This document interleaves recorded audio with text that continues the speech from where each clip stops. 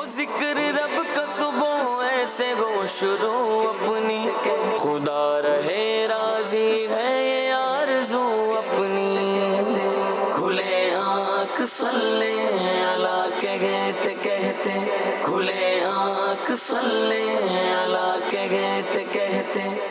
الحمدللہ رب العالمین والصلاة والسلام علی خاتم النبیین، اما بعد فاعوذ باللہ من الشیطان الرجیم، بسم اللہ الرحمن الرحیم۔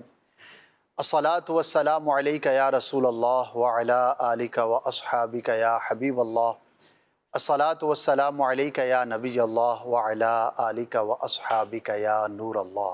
پروگرام ہے کھلے آنکھ صلی علی کہتے کہتے۔ آج بھی ایک بہت ہی پیارا موضوع لے کر حاضر ہوئے ہیں، اور وہ ہے تاریخ اسلام کی ایک بہت ہی عظیم پرسنالٹی، اہل بیت کے چشم و چراغ، ایک وہ نام کہ جس کو مسلمانوں کا بچہ بچہ جانتا ہے، ایک وہ شخصیت کہ جن کی ذات عبادت کے تعلق سے ایک ضرب المثل ہے۔ جی ہاں، میری مراد امام زین العابدین رضی اللہ تعالی عنہ سے ہے۔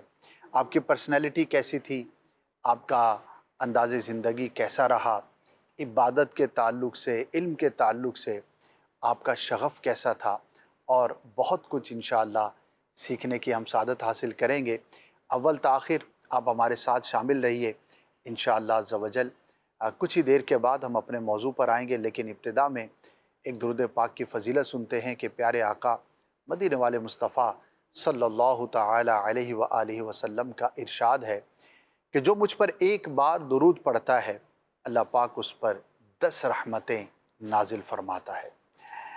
جو 10 بار پڑھتا ہے، اللہ پاک اس پر 100 رحمتیں نازل فرماتا ہے۔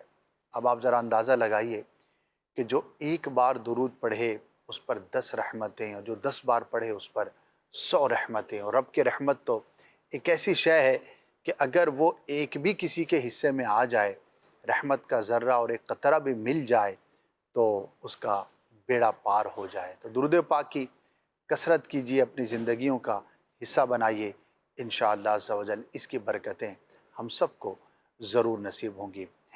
سلسلے کا جیسا کہ فارمیٹ ہے کہ اس کے اندر ابتدا میں ہم قرآن مجید فرقان حمید کی کچھ آیات کی تلاوت سنتے ہیں مع ترجمہ اور اس کے مختصر تفسیر کے ساتھ۔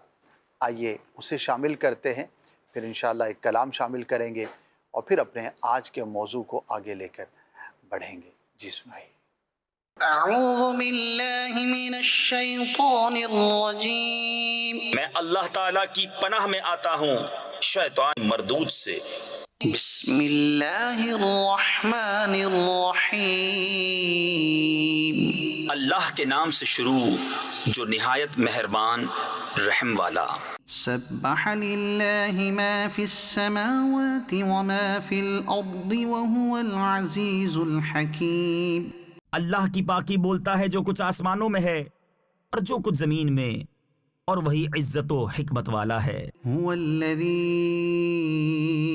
اخرج الذین کفروا من اہل الكتاب من دیارہم لأول الحشر، وہی ہے جس نے ان کافر کتابیوں کو ان کے گھروں سے نکالا ان کے پہلے حشر کے لیے۔ ما ظننتم ان يخرجوا وظنوا انهم مانعتهم حصونهم من الله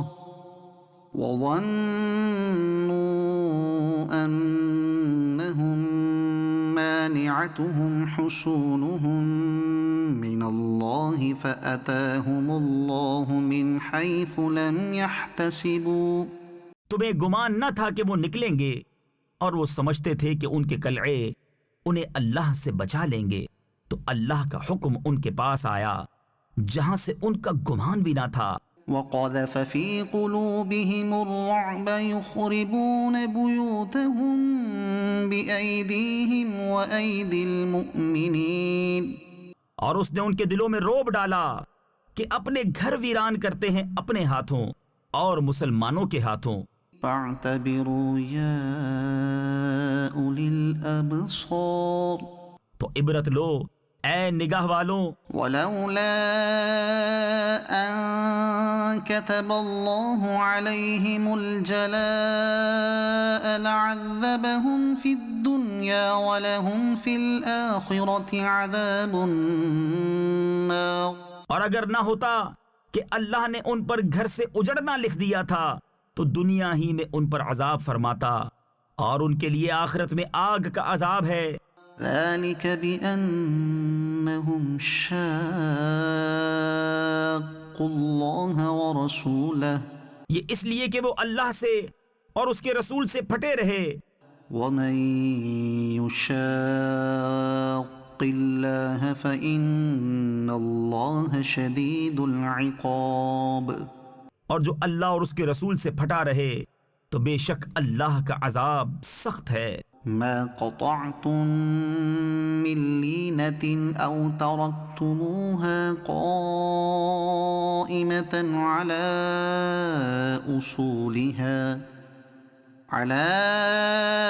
أصولها فبإذن الله وليخزي الفاسقين. جو درخت تم نے کاٹے یا ان کی جڑوں پر قائم چھوڑ دیے، یہ سب اللہ کی اجازت سے تھا، اور اس لیے کہ فاسقوں کو رسوا کرے. وما أفاء الله على رسوله منهم فما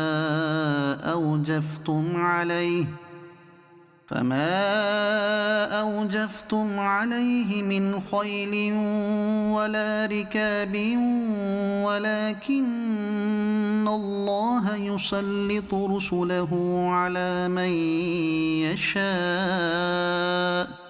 اور جو غنیمت دلائی اللہ نے اپنے رسول کو ان سے، تو تم نے نہ ان پر اپنے گھوڑے دوڑائے تھے نہ اونٹ.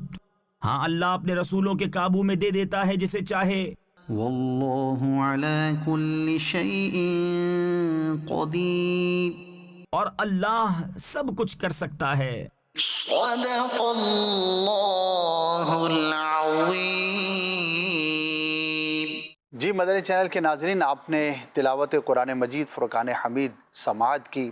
اللہ پاک ہمیں قرآن سے محبت نصیب فرمائے، اور نہ صرف اس کی تلاوت کرنے بلکہ اس کا ترجمہ اور اس کی تفسیر پڑھنے کی بھی توفیق عطا فرمائے. یاد رکھیے کہ قرآن کی تلاوت خود ایک عظیم عبادت ہے، لیکن قرآن کا جو نزول ہے وہ ہدایت کے لیے ہے. یہ ہدایت کی کتاب ہے. دس از دا بک فار گائیڈنس. تمام انسانیت کے لیے، تمام مسلمانوں کے لیے، تمام لوگوں کے لیے اس میں ہدایت ہے. تو ہدایت جب بھی ہم حاصل کر سکیں گے جب اس کو ہم پڑھنے میں، سمجھنے میں اور عمل کرنے میں کامیاب ہو سکیں گے. تو کوشش کیا کریں کہ جب بھی آپ بھی تلاوت کریں تو اس کے ساتھ ساتھ ترجمہ اور تفسیر بھی پڑھیں گے، تو انشاءاللہ اس کا کما حقہ فائدہ حاصل کرنے کی ہمیں توفیق نصیب ہوگی. آئیے بڑھتے ہیں نعت خوان اسلامی بھائی کی جانب اور دیکھتے ہیں کہ وہ ہمیں آج کیا کلام سناتے ہیں، پھر انشاءاللہ اپنے موضوع پر آگے بڑھیں گے. جی صلو الحبیب صلی اللہ تعالی علی محمد صلی اللہ علیہ وسلم. بلغ العلا بکمالہ، بلغ العلا بکمالہ، کشف الدجی بجمالہ، حسن جمیع خصالہ، حسن جمیع خصالہ، صلوا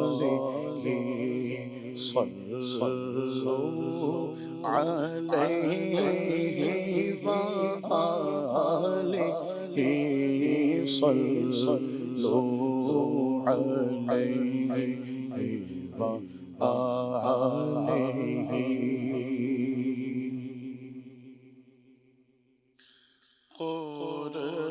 قربان میں کی بخشش کے، قربان میں ان کی بخشش کے، مقصد بھی زبان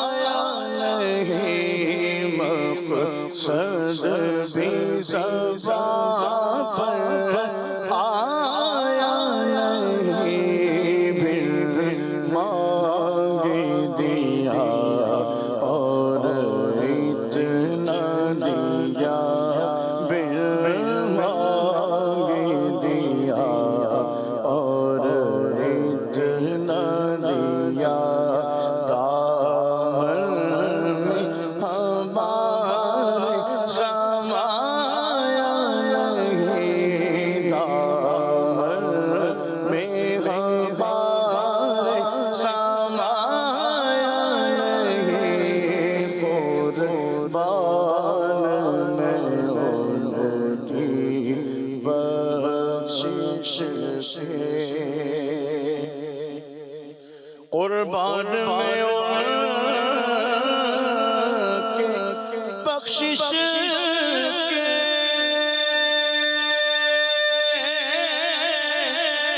مقصد بھی زبان پر آیا نہیں، قربان میں ان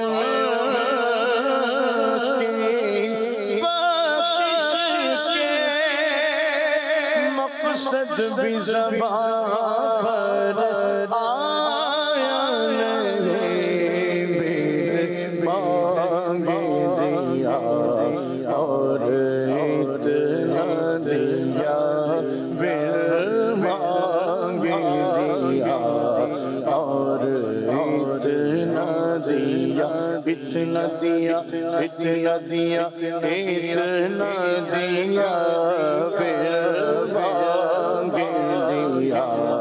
اور اتنا دیا، دامن میں ہمارے سمایا نہیں، دامن میں ہمارے سمایا نہیں، قربان میں ان کی بخشش کے کوئی سلیقہ ہے آرزو کا، نہ بندگی میری بندگی ہے، یہ سب تمہارا کرم ہے آقا،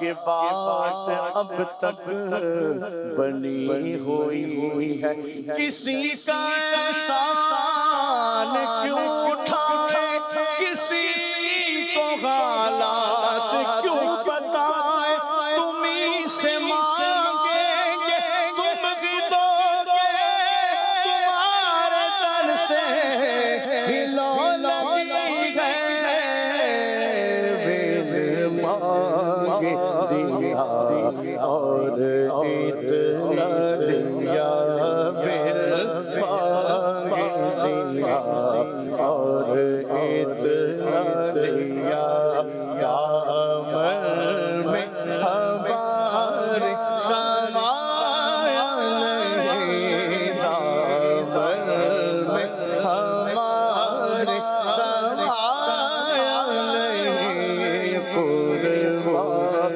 میں ان کی بخشش کے، واہ کیا جود و کرم ہے شہبت کا تیرا، نگی سنتا نگی مانگنے والا تیرا، میں تو مالک ہی کہوں گا کہ وہ مالک کے حبیب، یعنی محبوب محب میں نہیں میرا تیرا،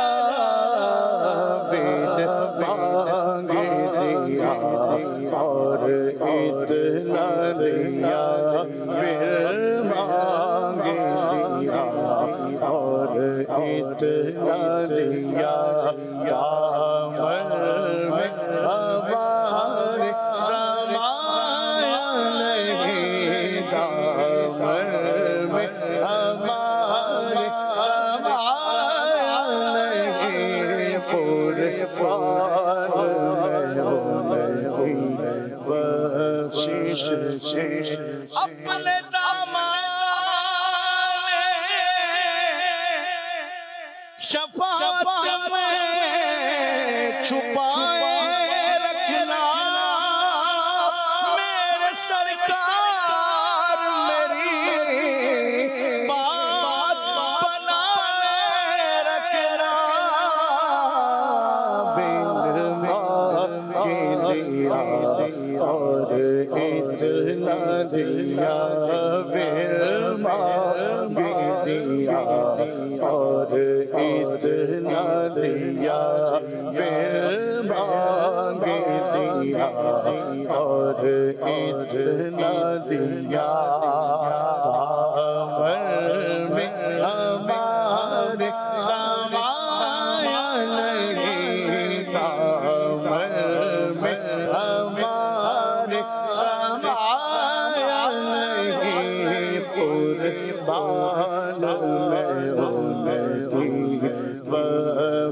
ان کے گوجا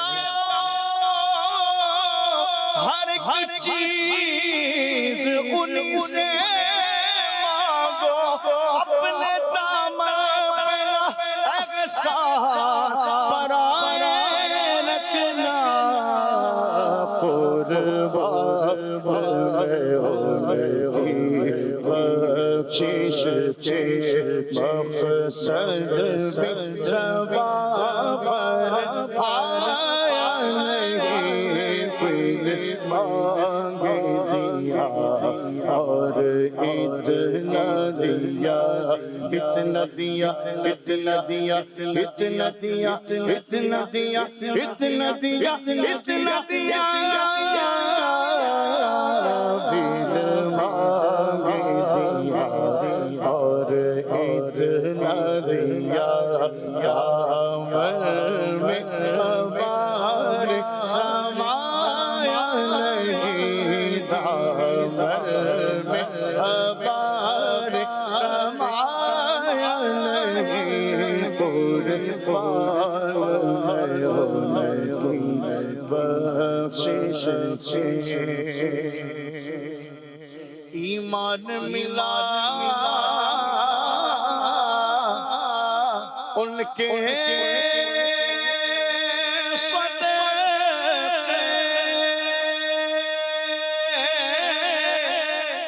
قرآن ملا ان کے صدقے، رحمان ملا ان کے صدقے، رمضان ملا ان کے صدقے، میرا غوث ملا ان کے صدقے، داتا بھی ملا ان کے صدقے، خواجہ بھی ملا ان کے صدقے، وہ کیا ہے جو ہم نے پایا نہیں، وہ کیا ہے جو ہم نے پایا نہیں، بن مانگے دیا اور اتنا دیا، بن مانگے دیا اور اتنا دیا، ان کا تو شعار کریمی ہے،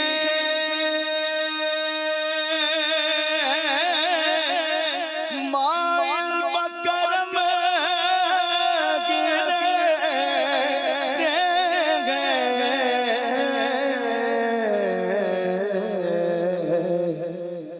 جب یاد کیا ہے صلی اللہ، جب یاد کیا ہے صلی اللہ، آپا ہی کہیں تڑپایا نہیں، وہ آہی کہیں تڑپایا نہیں، بن مانگے دیا اور اتنا دیا، دل بھر گئے مگر تو کیلے کے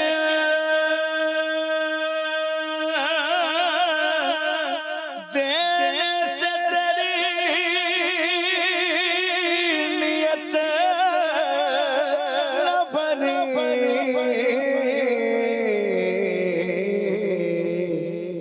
جو آیا اسے سر بھر کے دیا جو آیا اسے سر بھر کے دیا بھر بھر کے دیا بھر بھر کے دیا بھر بھر کے دیا جو آیا اسے سر بھر کے دیا محروم کبھی لوٹایا نہیں محروم کبھی لوٹایا نہیں بن مانگے دیا اور اتنا دیا آواز کر میں دیتا رہا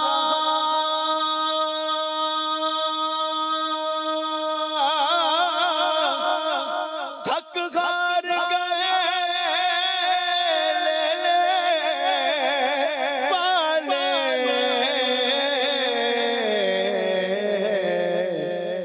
منگتوں کی ہمیشہ لاج رکھی منگتوں کی ہمیشہ لاج رکھی محروم کبھی لوٹایا نہیں محروم کبھی لوٹایا نہیں قربان میں انہیں بخشش چھے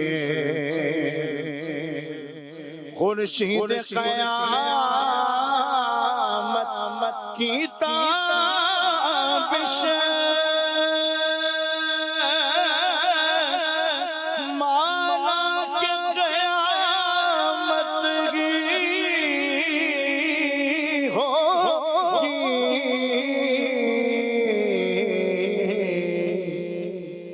ہم ان کے ہیں گھبرائے کیوں ہم ان کے ہیں گھبرائے کیوں کیا ہم پہ نبی کا سایہ نہیں کیا ہم پہ نبی کا سایہ نہیں قربان میں انہیں بخشش چھے اس محسن اعظم کے یوں تو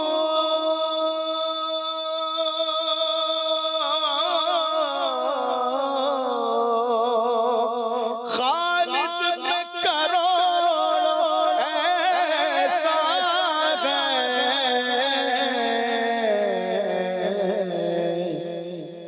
قربان اس احساس قربان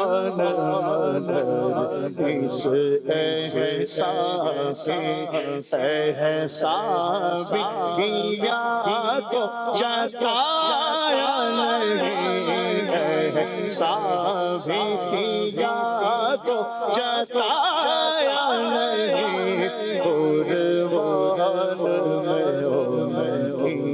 بخشش چھے مقصد بھی زباں پر پایا نہیں دل مانگ دیا اور اتنا دیا اتنا دیا اتنا دیا اتنا دیا پھر مانگ دیا اور اتنا دیا یا من ہمارے سما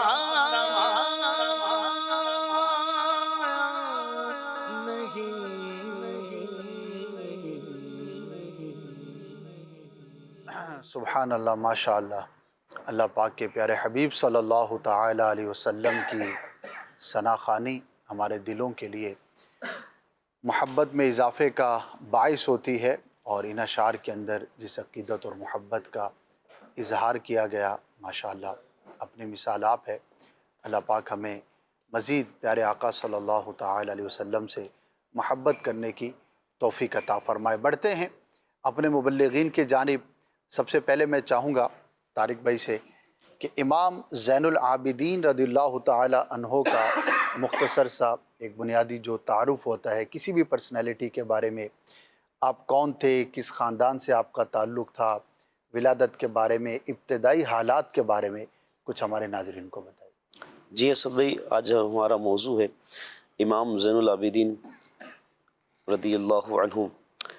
آپ کا جو نسب نامہ ہے، آپ کا جو تعلق ہے، ویسے تو ان کے نام سنتے ہی جو ہے نا ان کے خاندان کی طرف ذہن آ ہی جاتا ہے، مگر کس طرح سے ہے انشاءاللہ اس کے بارے میں ہم سنیں گے۔ امام زین العابدین رضی اللہ عنہ شہید کربلا، امام علی مقام امام حسین رضی اللہ عنہ کے صاحبزادے تھے، اور امام حسین کے 3 شہزادے جو واقعہ کربلا میں یہ بھی موجود تھے، امام علی اصغر، امام علی اکبر اور امام زین العابدین۔ انہیں کہا جاتا ہے، ان کا جو اصل نام تھا وہ علی اوسط تھا۔ نام امام حسین رضی اللہ عنہ نے اپنے تینوں صاحبزادوں کے والد گرامی سیدنا علی المرتضیٰ شیر خدا کرم اللہ وجہہ الکریم ہی کے ناموں سے رکھے، اور پھر یوں کہ یہ کہ علی اکبر بڑے علی، علی اوسط درمیانے علی، علی اصغر ننھے شہزادے جو تھے یہ چھوٹے علی۔ تو سیدنا علی المرتضیٰ رضی اللہ عنہ کی آل سے ہیں آپ کے والد گرامی امام حسین رضی اللہ عنہ واقعہ کربلا میں آپ ان کے ساتھ ہی موجود تھے، اور اس کی تاریخ ملتی ہے کہ اب چونکہ نوجوان تھے اور جن دنوں یہ واقعہ کربلا ہوا آپ علیل تھے، بیمار تھے، جس سبب سے جو ہے وہ سمجھے کہ مارکے میں اس طرح سے شامل نہ ہو سکے، اور اللہ پاک نے ان کو دشمنوں کی شر سے بھی محفوظ رکھا، اور پھر انہی سے جو ہے نا امام حسین رضی اللہ عنہ کے جو حسینی سید ہیں وہ سلسلہ نسب انہی سے چلتا ہے۔ امام زین العابدین رضی اللہ عنہ کہیں یا علی اوسط کہیں، علی اوسط آپ کا نام ہے چونکہ آپ کی پہچان ایسی بن گئی کیونکہ آپ عبادت گزار ایسے تھے کہ یہ عابد ہیں۔ عابد کا مطلب عبادت گزار کا نہیں، یہ عابد بھی نہیں ہے، یہ زین العابدین ہیں۔ یہ تو خالی عبادت گزار نہیں ہے، یہ عبادت گزاروں کی بھی زینت ہیں گے۔ زین السجاد بھی آپ کو کہا جاتا ہے، یعنی اس قدر آپ کثرت سے سجدے کرتے تھے، نوافل پڑھتے تھے کہ جس سبب سے دیکھنے والوں نے کہا کہ یہ تو سجاد نہیں بلکہ زین السجاد ہیں، یہ سجدہ کرنے والوں کی بھی زینت ہے، عبادت گزاروں کی بھی زینت ہیں۔ اور امام زین العابدین رضی اللہ عنہ آپ کا زہد و تقوی، جود و سخا، تواضع، انکساری اور غربہ پروری میں آپ ضرب المثل تھے۔ شب بیداری کرتے، عبادت گزاری میں آپ کی جو ہے وہ ساری راتیں بسر ہوتی، اللہ کی بارگاہ میں سجدہ ریز ہوتے۔ اور سیدنا امام زین العابدین رضی اللہ عنہ والدہ کی طرف سے جو آپ کا سلسلہ نسب جو بنتا ہے، آپ کی والدہ کا نام جو ہے نا وہ تاریخ میں مختلف لکھا، سلامہ یا سلافہ یا غزالہ، اور آپ جو ہے بادشاہ فارس کی اولاد سے تھی۔ اور سیدنا امام زین العابدین رضی اللہ عنہ یوں سمجھے کہ والدہ کی طرف سے ایک شاہی خاندان سے آپ کی والدہ کا تعلق تھا، اور پھر نبی کریم صلی اللہ علیہ وسلم کی آل سے آپ کا جو ہے وہ آپ کے والد گرامی کی جانب سے جو تعلق تھا بڑا مضبوط تعلق تھا، نسبتوں والا تعلق تھا۔ ماشاءاللہ بہت ہی خوبصورت نام ہے جناب، اور تاریخ میں آپ کی عبادت کو دیکھ کر آپ کو یہ لقب جو ہے وہ لوگوں نے دیا جا رہا ہے۔ اس زمانے سے آپ عبادت گزاروں کی زینت کے نام سے جو ہے وہ مشہور ہوئے، اور آپ کی اور بھی بہت ساری خصوصیات ہیں، انشاءاللہ ان کو بھی ڈسکس کرتے ہیں۔ میں نیکسٹ مبلغ کی جانب بڑھوں گا۔ امام زین العابدین رضی اللہ تعالی عنہ کے کچھ اقوال اور آپ کے وہ اقوال زرعی کہ جو رہتی دنیا کے مسلمانوں کے لیے ایک زبردست رہنمائی کے مدری پھول ہیں، آئیے ان کے بارے میں کچھ سنتے ہیں کہ آپ نے کیا ارشادات فرمائے۔ بسم اللہ الرحمن الرحیم۔ زین السجاد زین العابدین امام زین العابدین رضی اللہ تعالی عنہ علی بن حسین بن علی رضی اللہ تعالی عنہ، آپ کی سیرت کا ذکر ہو رہا ہے، اور آپ کے فرامین، آپ کی تعلیمات جن کو آج کل اپنانے اور ان پر عمل کرنے کی ہمیں جو ضرورت ہے۔ آپ رضی اللہ تعالی عنہ کا ایک فرمان ہے کہ نبی پاک صلی اللہ علیہ وسلم پر درود پاک کی کثرت کرنا یہ اہل سنت کی علامت ہے، سبحان اللہ، اور سبحان اللہ. الحمدللہ اہل سنت نے اس علامت کو باقی رکھا ہے. امام سخاوی رحمۃ اللہ تعالیٰ علیہ نے اس حدیث پاک کو القول البدیع میں ذکر فرمایا کہ امام زین العابدین جس قدر خود عبادت گزار تھے، اسی قدر آپ جو ہے درود پاک کی کثرت کرنے والے تھے، اور آپ نے فرمایا کہ یہ اہل سنت کی علامت ہے. اسی طرح امام زین العابدین رضی اللہ تعالیٰ عنہ نے علم حاصل کرنے والوں اور علم میں سبقت کرنے والوں کے بارے میں ارشاد فرمایا کہ اگر کوئی شخص تم سے پہلے کوئی علم حاصل کر لیتا ہے تو وہ اس معاملے میں تمہارا رہنما ہے، اگرچہ اس کی ایج کم ہو، عمر میں وہ تم سے چھوٹا ہی کیوں نہ ہو، لیکن چونکہ اس نے علم تم سے پہلے حاصل کر لیا ہے تو اس معاملے میں وہ شخص تمہارا رہنما ہے اور امام ہے. اسی طرح علماء کرام کی فضیلت اور ان کے مقام کو بتاتے ہوئے آپ نے ارشاد فرمایا کہ دنیا میں جو لوگوں کے سردار ہوا کرتے ہیں عام طور پہ وہ سخی لوگ ہوا کرتے ہیں، سخی لوگ ہوا کرتے ہیں جو لوگوں پر عطاؤں کی بارشیں کرتے ہیں، مال خرچ کرتے ہیں، وہ جود و سخا میں سمندر ہوتے ہیں. لیکن فرمایا کہ بروز قیامت لوگوں کے امام اور لوگوں کے سردار علماء ہوں گے، ماشاءاللہ. چونکہ نبی پاک علیہ الصلاۃ والسلام نے ارشاد فرمایا کہ جو علماء ہیں وہ انبیاء کے ورثاء ہیں، اور میری امت کے علماء جو ہے میرے وارث ہیں. تو اسی تناظر میں امام زین العابدین رضی اللہ تعالیٰ عنہ نے ارشاد فرمایا کہ بروز قیامت علماء جو ہیں وہ امت کے گویا کہ سردار ہوں گے. ماشاءاللہ، بہت ہی خوبصورت یہ بات ہے، اور اس سے یہ بھی اندازہ ہوتا ہے کہ عبادت جو ہے وہ بغیر علم کے مکمل نہیں ہو سکتی. کہ آپ کا کتنا بڑا مقام ہے، کتنا بڑا مرتبہ ہے، اور عبادت میں آپ یکتا تھے، لیکن علم کے بارے میں آپ نے کتنی خوبصورت بات ارشاد فرمائی. اور جو پہلا قول آپ نے بیان کیا کہ جس نے تم سے پہلے علم حاصل کر لیا گویا کہ وہ تمہارا رہنما ہے، تم سے زیادہ سبقت لے جانے والا ہے، اور اس میں عمر کی جو ہے وہ کوئی قید نہیں.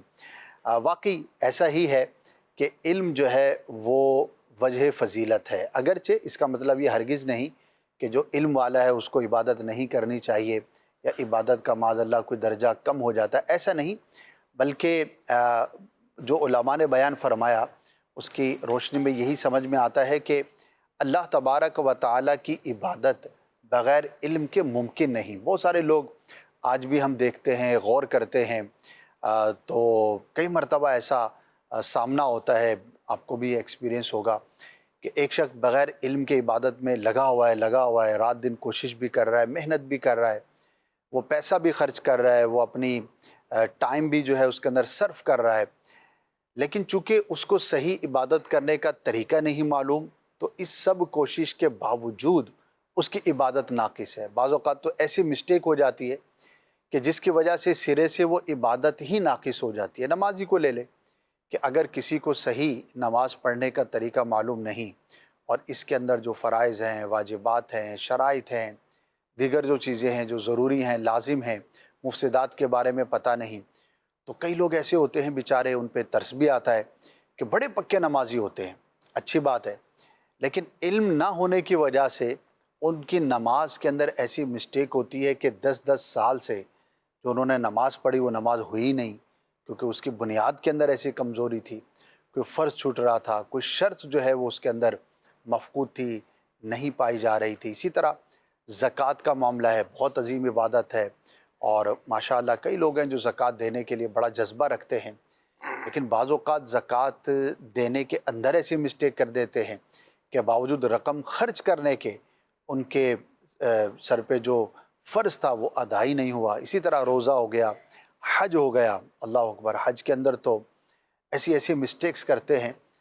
میں ایک دفعہ عمرے پہ حاضری تھی، تو مسجد عائشہ رضی اللہ تعالی عنہا وہاں پہ نیت کے لیے جاتے ہیں، وہاں پہ قریب جو مقام ہے، جگہ ہے، تو میں وہاں کچھ لے رہا تھا یا کچھ خریداری کر رہا تھا، تو ایک نوجوان آیا اور اس نے کہا کہ مجھے عمرے پہ مجھے جانا ہے، تو مجھے آپ بتائیں گے کہ اس کا کیا طریقہ ہے. اچھا، وہ نوجوان تھا، 30-32 سال کی اس کی عمر ہوگی. تو میں نے کہا آپ کیا پوچھنا چاہ رہے ہیں؟ عمرے کے مسائل تو بہت سارے ہیں، اور میں بھی ظاہر ہے کہ اس وقت احرام کی نیت کے لیے یہاں پر حاضر ہوا ہوں. تو میں نے کہا آپ کو جو معلوم ہے وہ مجھ سے شیئر کر لیں، اور جو معلوم نہیں وہ میں آپ کو عرض کرنے کی کوشش کروں گا۔ آپ یقین کریں اسے کچھ بھی نہیں پتا تھا، کچھ بھی نہیں پتا تھا، یعنی کہ اس کو یہ بھی نہیں پتا تھا کہ نیت کیا کرنی ہے۔ تو میں نے اس کو نیت کا بتایا۔ اچھا مجھے تھوڑا تشویش ہوئی، تو میں نے کہا کہ احرام کے بارے میں آپ کو پتہ ہے، احرام کی پابندیوں کے بارے میں پتہ ہے؟ تو کہنے لگا ہاں مجھے اتنا پتہ ہے کہ یہ 2 چادریں جو ہے وہ پہننی ہوتی ہیں، اور میں نے کہا جوتے کیسے ہونے چاہیے، لباس کے بارے میں کیا احکامات ہیں، کچھ بھی نہیں پتا تھا۔ یعنی کہ اس کو یہ بھی نہیں پتا تھا کہ احرام کی حالت میں جو بنیادی چند جو چیزیں ہیں وہ کیا ہیں۔ اچھا اب میں سوچوں کہ یہ بیچارہ، اس کو نہیں پتا تھا کہ طواف بھی کرنا ہے، سعی بھی کرنی ہے۔ ناظرین کو بھی حیرت ہو رہی ہوگی، میں اسی لیے بیان کر رہا ہوں کہ واقعی حیرت انگیز یہ واقعہ تھا۔ اب مختصر وقت میں اس کو کیا عمرہ سمجھاتا، چند بنیادی چیزیں جو تھی وہ جو میں بتا سکا بتایا۔ میں نے کہا آپ کہاں سے آئے ہو؟ تو کہنے لگا میں فلاں ملک کا رہنے والا ہوں۔ اردو بولتا تھا وہ، اور میں عرب شریف میں کسی شہر کا نام لیا، مجھے یاد نہیں رہا۔ میں وہاں رہتا ہوں، مزدوری کرتا ہوں، تو 1-2 سال ہو گئے ہیں، تو مزدوروں کے ساتھ رہتا ہوں۔ تو میرا دل ہوا کہ چلو عمرہ کر لیتے ہیں، تو میں یہاں آ گیا ہوں۔ تو مجھے کسی نے اتنا بتا دیا تھا کہ عمرہ جو ہے وہ مسجد عائشہ سے جا کر شروع ہوتا ہے، بس اتنا اس کو جس نے بتایا۔ تو اب اس طرح کے ہزاروں لوگ ہوں گے نا جنہیں بیچاروں کو یا تو کچھ بھی نہیں پتا، یا پتہ ہے تو بہت بنیادی معلومات پتہ ہیں۔ اب وہ احرام سے باہر کیسے ہونا ہے، احرام کے معاملات کیا ہیں، اب وہاں پہ کھڑے کھڑے اس کو ظاہر ہے کہ پورا کورس تو نہیں کروایا جا سکتا۔ تو اس طرح کے بہت سارے لوگ ہوتے ہیں کہ جو بیچارے اللہ قبول فرمایا، اب اس نے اس کے بعد کیا کیا، کیسے کیا، کیا اس نے کیا ہوگا تو اللہ بہتر جانتا ہے، لیکن ایک امپریشن دماغ پہ رہ گیا کہ آج کے اس جدید زمانے میں بھی ایسے لوگ موجود ہیں کہ جنہیں یہ بنیادی عبادات کے مسائل بھی پتہ نہیں ہیں۔ اچھا ہم یہ سمجھتے ہیں بعض اوقات کہ ہمیں بہت کچھ پتہ ہے، لیکن کسی جاننے والے کے سامنے ہم کھڑے ہوں تو ہمیں اندازہ ہو کہ کتنے 20-100 ہوتا ہے۔ میں آپ سے پوچھتا ہوں ناظرین، امام زین العابدین رضی اللہ تعالیٰ عنہ کی بات کوئی آگے بڑھاتے ہوئے، کہ ماشاءاللہ آپ میں سے ایک بڑی تعداد ہوگی جو نمازی ہوگی، نماز پڑھتے ہوں گے، کیا آپ نے نماز باقاعدہ طور پر سیکھی ہے، یا بس سن سن کر آپ نے پڑھنا شروع کر دیا، دیکھ دیکھ کے پڑھنا شروع کر دی؟ تو مجھے امید ہے کہ غالب اکثریت کا یہی جواب ہوگا کہ بس ہم نے آس پاس دیکھا تھا اپنے والدین کو یا دوستوں کو یا جو بھی فیملی کے اندر، تو ہم نے بھی پڑھنا شروع کر دیا۔ کچھ مسئلے امی نے بتا دیے تھے، کچھ ابو نے بتا دیے تھے، کچھ ہم نے مسجد کے جو مدرس تھے ان سے سیکھ لیے تھے۔ تو عموماً ہمارا مزاج یہ ہے، باقاعدہ اس ٹاپک پر کوئی کمپلیٹ کتاب پڑھی ہو نماز کے مسائل پر، اور وہ سمجھی بھی ہو، اور کسی واقعی عالم دین کے پاس جا کر ہم نے نماز سیکھی ہو، ایسا کم ہوتا۔ میں نہیں کہتا کہ گھروں میں جو سکھایا جاتا ہے وہ سارا ہی غلط ہے، یا وہ غلط ہی بیان کرتے ہیں، یا اس طرح سے مکمل سیکھا نہیں جا سکتا، میں اس کا انکار تو نہیں کروں گا، لیکن دیکھا یہ گیا ہے کہ پارشلی جب آپ کسی چیز کو سیکھتے ہیں تو اس کے اندر کہیں نہ کہیں کوئی مسٹیک رہ جاتی ہے۔ تو برائے کرم اپنے اندر جو ہے وہ علم حاصل کرنے کا جذبہ پیدا کیجئے، اور سب سے پہلے علم کی تو پھر کوئی حد نہیں ہے نا کہ آپ جتنا چاہیں حاصل کریں، لیکن کم از کم اتنا تو ہم سیکھیں کہ جس سے ہمارا فرض ادا ہو جائے، جس سے ہمارا واجب ہو جائے ادا، ہم حرام سے بچ جائیں، ہم ناجائز سے بچ جائیں۔ اب جیسا شخص، جیسی اس کی مصروفیت، جیسی کیفیت، اب اگر کوئی عمرے کے لیے جا رہا ہے تو اس وقت اس کے لیے عمرے کے مسائل سیکھنا تو ضروری ہو گیا نا، لازم ہو گیا، تاکہ اس عبادت کو درست طور پر ادا کر سکے۔ اسی طرح زکوٰۃ کا ہے، نکاح کا ہے، طلاق کا ہے، اور بیع و شراء ہے، خرید و فروخت ہے، اجارہ ہے، آپ جاب کرتے ہیں یا آپ نے جاب پہ کسی کو رکھنا ہے۔ تو بہرحال بنیادی بات یہ ہے کہ یہ اتنے بڑے عبادت گزار تھے، لیکن بات کیا فرما رہے ہیں کہ علم حاصل کرو، اور اگر تم سے پہلے کسی نے علم حاصل کر لیا تو گویا کہ وہ آپ سے آگے بڑھ گیا، سبقت لے گیا، وہ آپ سے اس معاملے میں آپ کا رہنما ہو گیا. تو اللہ پاک ہمیں جذبہ نصیب فرمائے اور صحیح علم حاصل کرنے کی ہمیں توفیق نصیب ہو. شاہ صاحب آپ کیا فرمائیں گے امام زین العابدین رضی اللہ تعالیٰ عنہ کی کسی وصف کے بارے میں؟ ماشاء اللہ تعالیٰ امام زین العابدین جو ہیں وہ کہہ رہے نا، ہم کہتے ہیں ان کو امام. جی. تو امام جو ہوتا ہے وہ آگے ہی ہوتا ہے. بے شک. تو ان کی سیرت کے اندر، ان کی اخلاق میں، ان کے کردار میں، ان کی عبادات میں، زہد میں، تقوی میں، پرہیزگاری میں، امت کی خیرخواہی کے اندر، غریب پروری کے اندر، یہ ہمیں ہمارے امام ہی ہیں، ہمیں آگے ہی نظر آتے ہیں. ان کا ایک زبردست جو وصف تھا اللہ پاک نے ان کو عطا فرمایا تھا، یہ غریب پرور بہت تھے. فقراء کی، غریبوں کی، مساکین کی امداد کیا کرتے تھے. کوئی حاجت روائی ہوتی تھی، کوئی مشکل کا وقت آتا تھا، کوئی پریشانی ہوتی تھی، کوئی ٹینشن ہوتی تھی، ان کو معلومات ہو جاتی تھی تو بحمدہ تعالیٰ ان کی مشکل کشائی کر دیا کرتے تھے، حاجت روائی کر دیا کرتے تھے. ایک مرتبہ حلیۃ الاولیاء کے اندر آپ کے مختلف اور طبقات ابن سعد کے اندر آپ کی سیرت نگاروں نے مختلف کتابوں کے اندر لکھا ہوا ہے. ایک آپ کا اس طرح کا واقعہ ہے کہ سیدنا امام محمد بن اسامہ رحمۃ اللہ تعالی علیہ، ان کی یہ بیمار ہو گئے تو ان کی تیمارداری کے لیے سیدنا امام زین العابدین سید سجاد رضی اللہ تعالیٰ عنہ تشریف لے کر گئے. تو آپ بیمار تھے اور کافی پریشان تھے، تو آپ نے ان سے ان کی تیمارداری کی اور پوچھا کہ آپ کیوں پریشان ہیں اتنا، وہ بتائیں مجھے آپ کی کیا پریشانی ہے، میں کوشش کرتا ہوں اس کو دور کرنے کی، پریشانی بتائیں. تو ان سے تھوڑا ڈسکس کیا تو ڈسکس کرتے ہوئے یہ بات سامنے آئی کہ ان کے اوپر ایک اچھا خاصی رقم جو ہے وہ قرض ہے، اور وہ قرض ادا نہیں کر پا رہے، جس کی وجہ سے وہ ٹینشن میں ہیں، پریشانی میں ہیں.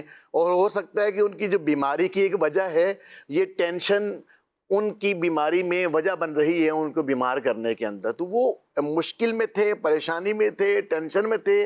سیدنا امام زین العابدین رضی اللہ تعالیٰ عنہ نے ان سے پوچھا، ڈسکشن ہوئی. امام زین العابدین رضی اللہ عنہ نے فرمایا کہ کتنا قرض ہے، انہوں نے اپنی اماؤنٹ بتائی اور اچھی خاصی رقم تھی. امام زین العابدین رضی اللہ عنہ نے ارشاد فرمایا کہ قرض کے حوالے سے بے فکر ہو جائیں، آپ کا قرض جو ہے وہ میں انشاءاللہ ادا کروں. سبحان اللہ، سبحان اللہ، ماشاء اللہ. کس طرح کا، یعنی ایک تو یہ ہے کہ آپ نے ٹینشن پریشانی کیا ہے پوچھا.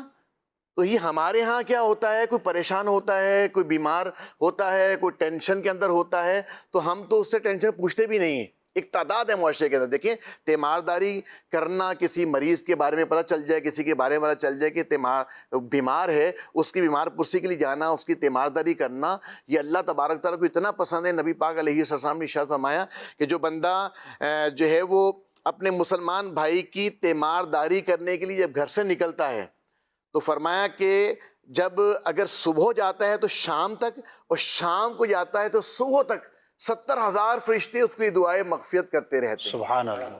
تو امام زین العابدین کو جب معلومات ہوتی کہ فلاں شخص بیمار ہے تو آپ اس کی تیمارداری کے لیے تشریف لے جایا کرتے تھے. ماشاءاللہ. بہت ہی مشکل بتائی، ڈسکشن ہوئی تو پہلے پوچھا نا آپ نے کہ بھائی کیا مسئلہ ہے، کیوں پریشان ہو، کیوں گھبرا رہے ہو، ٹینشن کیا ہے. اچھا پوچھا، پوچھنے کے بعد اس نے بتایا تو الحمدللہ عز و جل آپ کو جب بتایا گیا تو اللہ کی فضل و کرم سے آپ نے مشکل اس کی آسان فرما دی. اس میں ہو سکتا ہے کچھ لوگ اس لیے نہ پوچھتے ہوں کہ یار پھر حل کرنا پڑے گا. یہ بھی ہو سکتا ہے، لیکن وہی بات ہے کہ ہمارے ہاں دیکھیے ایک پوچھ لینا بھی بہت بڑی بات ہے. ہونا یہ چاہیے کہ ہاں جی، اور دعا دے دے، جس اس کی اگر کوئی پریشانی ہے، کوئی ٹینشن ہے، اس کو دور کرنے کی کوشش کرے. اور اگر کوشش نہیں کر سکتا، وہ سمجھتا ہے کہ میرے بس کا کام نہیں ہے، تو کم از کم اس کو دلاسا دے سکتا ہے، کم از کم اس کو حوصلہ دے سکتا ہے، کم از کم اس کے لیے اللہ تبارک تعالیٰ کی بارگاہ میں دعا کر سکتا ہے. مورل سپورٹ بہت بڑی بات ہوتی ہے، اور بعض اوقات شیئرنگ کرنے سے بہت زیادہ آسانی ہو جاتی ہے. ایک بزرگ کا مجھے یاد آ رہا ہے، غالباً انہوں نے کسی سے پوچھا تو اس نے اپنی پریشانی بتائی، تو آپ نے جتنا مال تھا ان کے پاس وہ سارا دے دیا، اور پھر فرمایا کہ آئندہ میں کسی سے اس طرح نہیں پوچھ پاؤں گا. لیکن اس کے اندر پازیٹیو بات یہ ہے کہ ان کا جذبہ یہ تھا کہ اگر پوچھو تو پھر مسئلہ حل کرو، یعنی جینون تھا ایسے ہی کہ اگر پوچھو اور تم کر سکتے ہو تو اس کا مسئلہ پھر ضرور حل کرو. تو جیسے آپ نے فرمایا کہ پوچھتے ہی نہیں ہیں تو پوچھنا چاہیے اور اچھا لگتا ہے. اور جیسے کہ اگر آپ حل کر سکتے ہیں تو بالکل کرنا چاہیے, نہیں تو کم از کم آپ دعا دے سکتے ہیں. مورل سپورٹ ہوتی ہے, اور مورل سپورٹ جو ہے نا یہ بہت بڑی چیز ہوتی ہے. بعض اوقات آپ کسی پریشانی میں ہیں, دشواری میں ہیں, اگر 4 لوگ آ کر آپ کو تسلی بھی دے دیتے ہیں نا کہ بھائی ہم آپ کے ساتھ ہیں, اگر کوئی کہیں جانا ہے, کسی سے بات کرنی ہے یا کوئی پرابلم ہے, ضروری نہیں کہ پیسے سے ہی وہ حل ہو. مثال کے طور پر کوئی بیمار ہے اور آپ نے پوچھا کہ بھئی آپ کی پریشانی کی کیا وجہ ہے, اور اس نے بتا دیا کہ مجھے یہ مسئلہ ہے. اب آپ مالی سپورٹ نہیں کر سکتے, لیکن آپ کے پاس کسی اچھے ڈاکٹر کا رابطہ ہے, معلومات ہیں, اور آپ اس کو فقط اتنا گائیڈ کر دیں کہ بھائی اس مسئلے کے لیے آپ فلاں کے پاس چلے جائیں, تو یہ بھی تو ایک بہت بڑی بات ہے.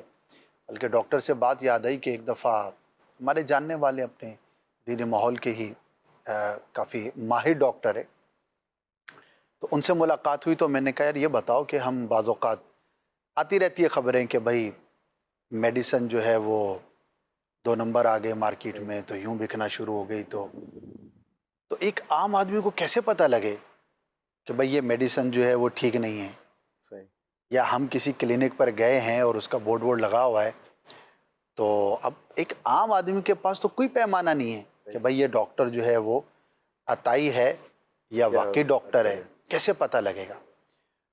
تو انہوں نے 2 بڑی پیاری باتیں کہیں اور کہا کہ ایک تو مشہور ہو جاتا ہے, ظاہر ہے کہ اوتھینٹک اور نان اوتھینٹک کا پتہ لگ جاتا ہے. دوسرا یہ ہے کہ آپ کسی بھی جگہ پر جائیں تو آپ یہ دیکھ لیں کہ یہ واقعی ایک اچھا نامی گرامی ادارہ ہے یا ایسی چلتی پھرتی جگہ ہے. تو جو اچھے ادارے ہوتے ہیں تو وہ اپنا نام خراب ہونے سے بچانے کے لیے عموماً اہتمام کرتے ہیں. میں نہیں کہتا کہ کسی نامی گرامی ادارے کے اندر کوئی 2 نمبر ڈاکٹر نہیں ہو سکتا, لیکن ایز کمپیئر ٹو ادر ایک بہتری والی صورت ہوگی. دوسرا میں نے کہا بھی میڈیسن کے بارے میں کیسے پتہ لگے, تو انہوں نے ایک بات تو یہ کہی کہ یار جتنا شور ہے نا اتنا مسئلہ ہے نہیں. تو بعض اوقات سوشل میڈیا پر خام خواہ کا زیادہ شور ہوتا ہے.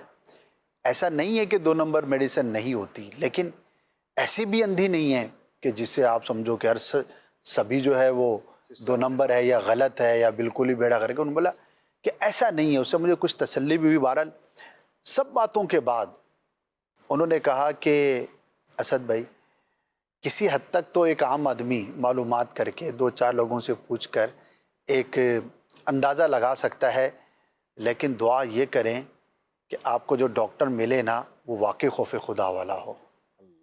اگر خوف خدا والا ڈاکٹر مل گیا اور آپ اسی کے پاس چلے گئے, پھر تو نہ وہ 2 نمبر دوا لکھے گا, نہ کوئی اور بلا وجہ کوئی چیز کہے گا. ورنہ واقعی یہ ایک چیلنج ہے کہ ایک عام آدمی کے لیے یہ معلوم کرنا بہت مشکل ہے. ہر کوئی اتنی معلومات نہیں رکھتا کہ وہ ڈاکٹر کو جو ہے نا کراس چیک کر سکے. اچھا ڈگریوں کا بورڈ لگا ہوا ہے, مجھے کیا پتا کہ واقعی اس کے پاس یہ ڈگری ہے بھی یا نہیں ہے, یا جو لکھا ہوا ہے یہ اسی کا ماہر ہے جو میرا مرض ہے. تو اچھے ڈاکٹر سے بات چلی تھی کہ اچھے ڈاکٹر تک پہنچا دینا یہ بہت بڑی نعمت ہے. تو میں نے کہا بھئی آپ مجھے بھی مشورہ دے دو کہ بھئی ہم بھی تو ضرورت پڑتی ہے. تو انہوں نے بولا کہ بھئی آپ مشورہ کر لیا کریں کہ بھئی یہ پرابلم ہے اور یہ میڈیسن ہے تو کہاں جایا جائے. اچھا اب ظاہر ہے ہر ایک کے ایسے تعلقات نہیں ہوتے. اللہ کی رحمت سے ہمیں 2 لوگ جانتے ہیں اور ہمیں یہ اویلیبل ہو جاتی ہے چیز کہ کہیں سے مشورہ کرنا ہے تو مل جاتا ہے اللہ کی رحمت سے, لیکن ہر ایک کے پاس یہ سہولت نہیں ہوتی. تو اگر آپ کے پاس اچھے ڈاکٹر کی معلومات ہیں تو فقط کسی مریض کو صحیح ڈاکٹر تک پہنچا دینا گویا کہ بہت بڑی نعمت ہے اور بہت بڑی اس کے ساتھ خیر خواہی ہے اور بھلائی ہے, اور یہ کرنا چاہیے. اگر ہم بھی کسی کو جانتے ہیں تو ریفر کر, اچھی لیبارٹری کا پتہ بتا دے کہ بھئی فلاں جگہ پر آپ چلے جائیں. بعض اوقات اچھی لیبارٹری ہوتی ہے اور کم خرچ کے اندر جو ہے نا وہ کام کر رہی ہوتی ہے, تو اس کا آپ کسی کو بتا دیں. تو اللہ پاک ہمیں امام زین العابدین کا صدقہ نصیب فرمائے کہ ہم پریشان حال کے پاس جائیں. سب سے پہلی بات تو یہ کہ جائیں, دوسرا اس سے تسلی سے پوچھیں, اور تیسرا یہ ہے کہ اگر ہم اس کا کوئی مسئلہ حل کر سکتے ہیں تو ہمیں حل کرنا چاہیے. جو مظلوم ہے یا مظلوم نہیں ہے اور پریشان ہے کسی بھی وجہ سے، اس وقت اس کی جو دل کی کیفیت ہوتی ہے نا، آپ یقین کریں اس وقت اگر وہ آپ کو دعا دے دے تو آپ یقین کریں کہ آپ کا بہت بڑا مسئلہ حل ہو سکتا ہے۔ تو ضروری نہیں مسئلے کا حل پیسوں سے ہی ہو، آپ کے تعلقات ہیں، آپ رہنمائی کر سکتے ہیں، اچھا مشورہ دے سکتے ہیں، اپنا کوئی پریویس ایکسپیرینس کسی سے شیئر کر سکتے ہیں، کوئی ایک چھوٹی سی کتاب کسی کو آپ بتا سکتے ہیں۔ تو اللہ پاک ہمیں ہر مسلمان کے ساتھ خیر خواہی کرنے کا جذبہ نصیب فرمائے۔ غور کریں گے اور کوشش کریں گے تو انشاءاللہ عز و جل بہت سارے ایسے مواقع ہوں گے جہاں پر ہم کسی مسلمان کی خیر خواہی کر سکتے ہیں۔ بڑھتے ہیں کالز کی جانب اور دیکھتے ہیں کہ ہمارے پاس کیا کالز ہیں۔ جی سنائیے۔ میرا سوال یہ ہے کہ امام زین العابدین کی واقعہ کربلا کے وقت کتنی عمر تھی اور آپ نے جنگ میں حصہ کیوں نہیں لیا تھا؟ امام زین العابدین رضی اللہ تعالی عنہ کی عمر مبارک کیا تھی اگر ایگزیکٹ معلوم ہے تو؟ واقعہ کربلا کے وقت امام زین العابدین رضی اللہ عنہ کی عمر 22 یا 23 سال بتائی جاتی ہے۔ 22 یا 23 سال تھی، اور پریکٹیکلی حصہ نہ لینے کی وجہ آپ کا مرض میں مبتلا ہونا تھا، طبیعت کی ناسازی تھی۔ میدان کربلا میں تو تھے لیکن طبیعت چونکہ ناساز تھی اس لیے آپ پریکٹیکلی اس میں حصہ نہ لے سکے۔ مزید کال سنائیے۔ میرا سوال ہے امام زین العابدین رضی اللہ عنہ غریبوں کی مدد کس طرح فرمایا کرتے تھے؟ جواب ارشاد فرما دیجیے۔ ماشاءاللہ ایک واقعہ تو ہم نے سنا، ابھی شاہ صاحب نے سنایا، مزید واقعات بھی انشاءاللہ آگے چل کے ٹاپک کے۔ جی جی اسد بھائی بڑا پیارا جو امام زین العابدین کی سیرت میں غریبوں کی مدد والا جو پہلو ہے، جی جی ایک تو کچھ شاہ صاحب نے ذکر کیا، اس پہ آپ نے بھی گفتگو فرمائی۔ امام زین العابدین کی سیرت میں یہ بات لکھی گئی ہے کہ آپ لوگوں کے ساتھ تعاون کرتے، کئی گھرانوں کی آپ کفالت کرتے تھے۔ ماشاءاللہ یوں بھی تاریخ میں لکھا گیا کہ 100 گھرانے آپ کے زیر کفیل تھے، آپ ان کی کفالت کرتے تھے، لیکن انہیں نہیں معلوم تھا کہ یہ کفالت امام زین العابدین کی طرف سے ہو رہی ہے۔ جب ان کا وصال ہوا، ان کے وصال کے بعد ان خاندان کے افراد کو پتہ لگا کہ ہماری جو کفالت کر رہے تھے وہ امام زین العابدین رضی اللہ عنہ تھے، یعنی نیکی بھی، بھلائی بھی اور تعاون بھی ایسا کہ انہیں خبر بھی نہ ہو سکی اور پتہ بھی نہ لگ سکا۔ یعنی جس کے ساتھ تعاون کریں جب اسے نہیں پتہ لگ رہا تو پھر کسی دوسرے یا تیسرے کو کیسے پتہ لگنا تھا؟ یہ تو بہت بڑا کمال ہے۔ یعنی یہ تو ایک اتنا، یعنی جب بھی یہ سیرت کا واقعہ پڑھتے ہیں یا سنتے ہیں تو حیرت بھی ہوتی ہے کہ ایسے لوگ ہوئے زمانے کے اندر کہ 100 گھروں کی کفالت اس زمانے میں، جبکہ آبادیاں کوئی بہت زیادہ نہیں ہوا کرتی تھیں۔ آج کے زمانے میں اگر کوئی 100 گھروں کی کفالت کرتا ہے تو وہ کروڑوں میں سے 100 ہیں۔ اس وقت کم آبادیاں ہوتی تھیں اور ان میں سے 100 گھروں کی کفالت کرنا اور اپنے آپ کو چھپائے رکھنا۔ اچھا یہ نہیں کہ ایک دن کے لیے، کفالت کا مطلب یہ نہیں ہوتا کہ ایک دن کے لیے راشن پہنچا دیا۔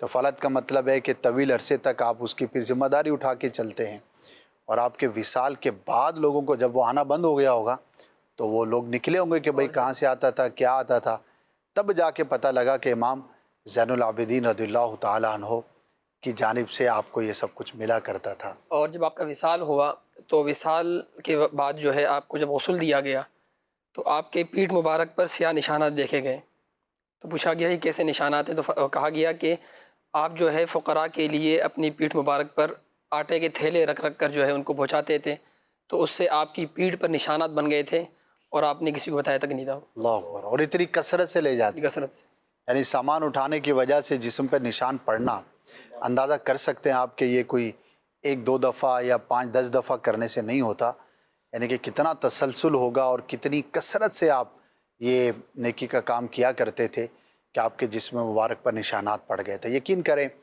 کہ اس وقت جتنی امت دکھی ہے اور جتنی پریشان ہے تو شاید ماضی میں ہوا ہو لیکن کم ہوا ہوگا۔ لوگ بہت پریشان ہیں، لوگوں کے معاملات، لوگوں کے حالات، لوگوں کے واقعات۔ تو جب جس چیز کی ضرورت زیادہ ہو تو اس کی طرف توجہ بھی زیادہ کرنی چاہیے۔ تو اپنے مال سے، اپنے زبان سے، اپنے تعاون سے، اپنے تعلقات سے، مورل سپورٹ سے، جیسے بھی آپ کسی کی مدد کر سکتے ہیں تو آپ کو اور ہم سب کو مل کے ضرور کرنی چاہیے۔ اللہ پاک ہمیں توفیق خیر عطا فرمائے اور مسلمانوں کی مدد کرنے کی توفیق عطا فرمائے۔ نیکسٹ کال سنائیے۔ کھلے آگ صلی اللہ کہتے کہتے پروگرام میں میرا سوال یہ ہے کہ امام زین العابدین رضی اللہ عنہ کی عبادت کے حوالے سے کچھ ارشاد فرمائیں، جزاک اللہ خیرہ۔ انشاءاللہ عبادت کے مزید واقعات کو بھی شامل سلسلہ کریں گے۔ کچھ فرمائشیں ہیں تو وہ بھی اس کی کالز بھی عطا فرما دیں۔ محمد بشیر اطاری یوسی ضلع والی میاں والی پنجاب سے عرض کر رہا ہوں۔ ماشاءاللہ کھلے آنکھ صلی اللہ کہتے کہتے بہت ہی پیارا سلسلہ ہے۔ نعت خان اسلام بھائی سے عرض ہے کہ وہ یہ کلام سنا دے، اب تو بس ایک ہی دن ہے کہ مدینہ دیکھوں۔ جزاک اللہ خیرہ۔ آمین۔ مزید محمد ارسلان اتاری متنۃ الاولیاء ملتان شریف سے بات کر رہا ہوں۔ کل صلی اللہ کہتے کہتے میں آج کا موضوع بہت ہی پیارا ہے۔ نعت کا اسلام بھائی آپ سے عرض یہ والا کلام سنا دیں، کرے چارہ سازی زیارت کسی کی۔ انشاءاللہ۔ مزید نعیم یوسف اتاری بات کر رہا ہوں واکنڈ سے۔ نعت خان بھائی سے ایک نعت سنی تھی، ذرے جڑ کر تیری پہ ہزاروں سے۔ چلیے جی، کچھ جو ہے وہ سوالات بھی تھے، انشاءاللہ مزید مبلغین سے امام زین العابدین رضی اللہ تعالیٰ عنہ کی عبادت کے کچھ واقعات اور سخاوت پر مزید بھی بات کریں گے۔ نعت خان اسلام بھائی کے پاس کچھ فرمائشیں آ چکی ہیں، تو ایک ایک دو شعر جو ہے وہ آپ سنا دیجیے۔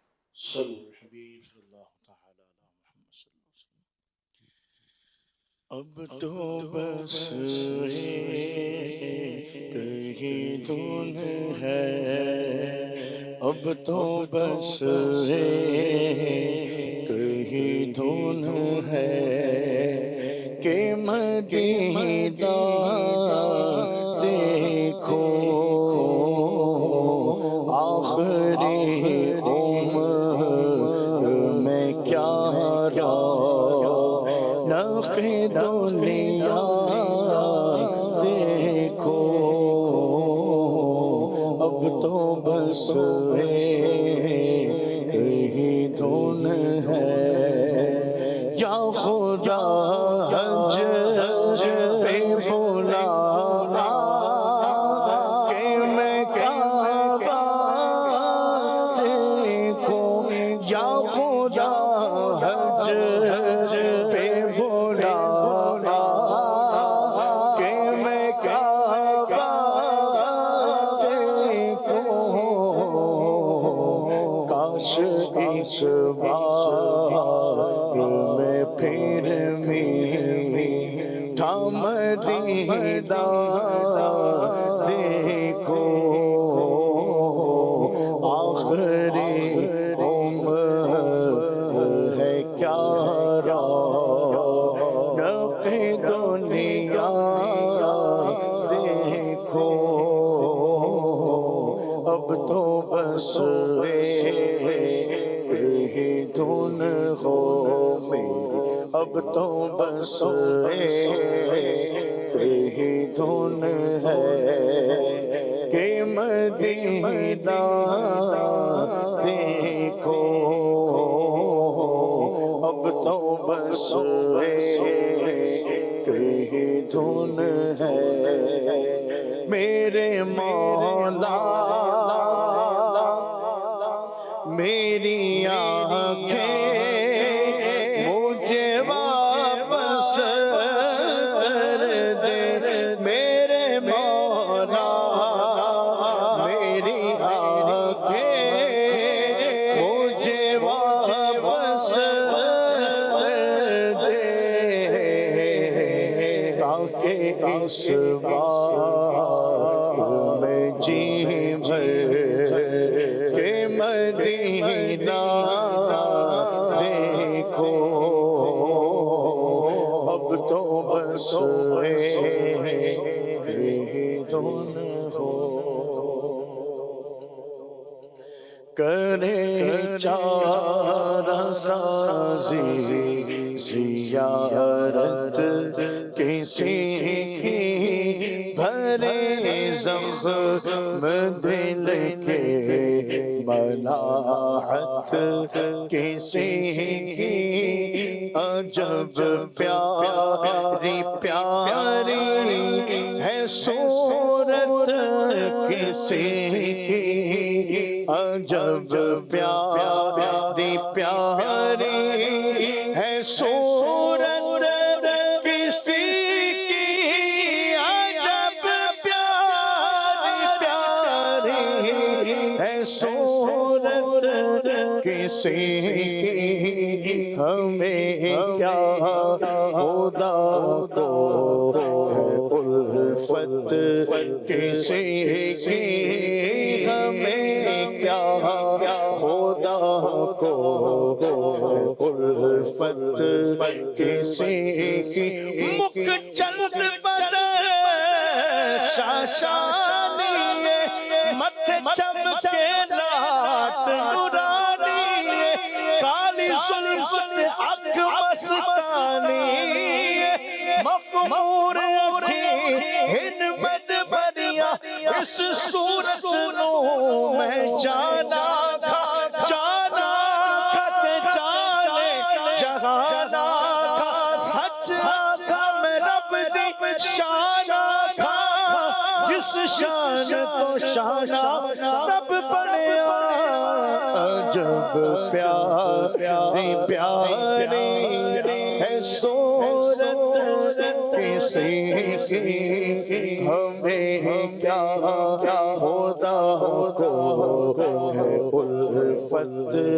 کسی کی، ہمیں کیا خدا کو الفت کسی کی، ذرے جھڑ کر تیرے پیزاروں کے، ذرے جھڑ کر تیرے پیزاروں کے، تاج سر بنتے ہیں سیاروں کے، ذرے جھڑ کر تیرے پیزاروں کے، تاج سر بنتے ہیں سیاروں کے، ہم سے چوروں پہ جو فرمائے کرم، ہم سے چوروں پہ جو فرمائے کرم، ہم سے چوروں پہ جو فرمائے کرم، ہم سے چوروں پہ جو فرمائے کرم،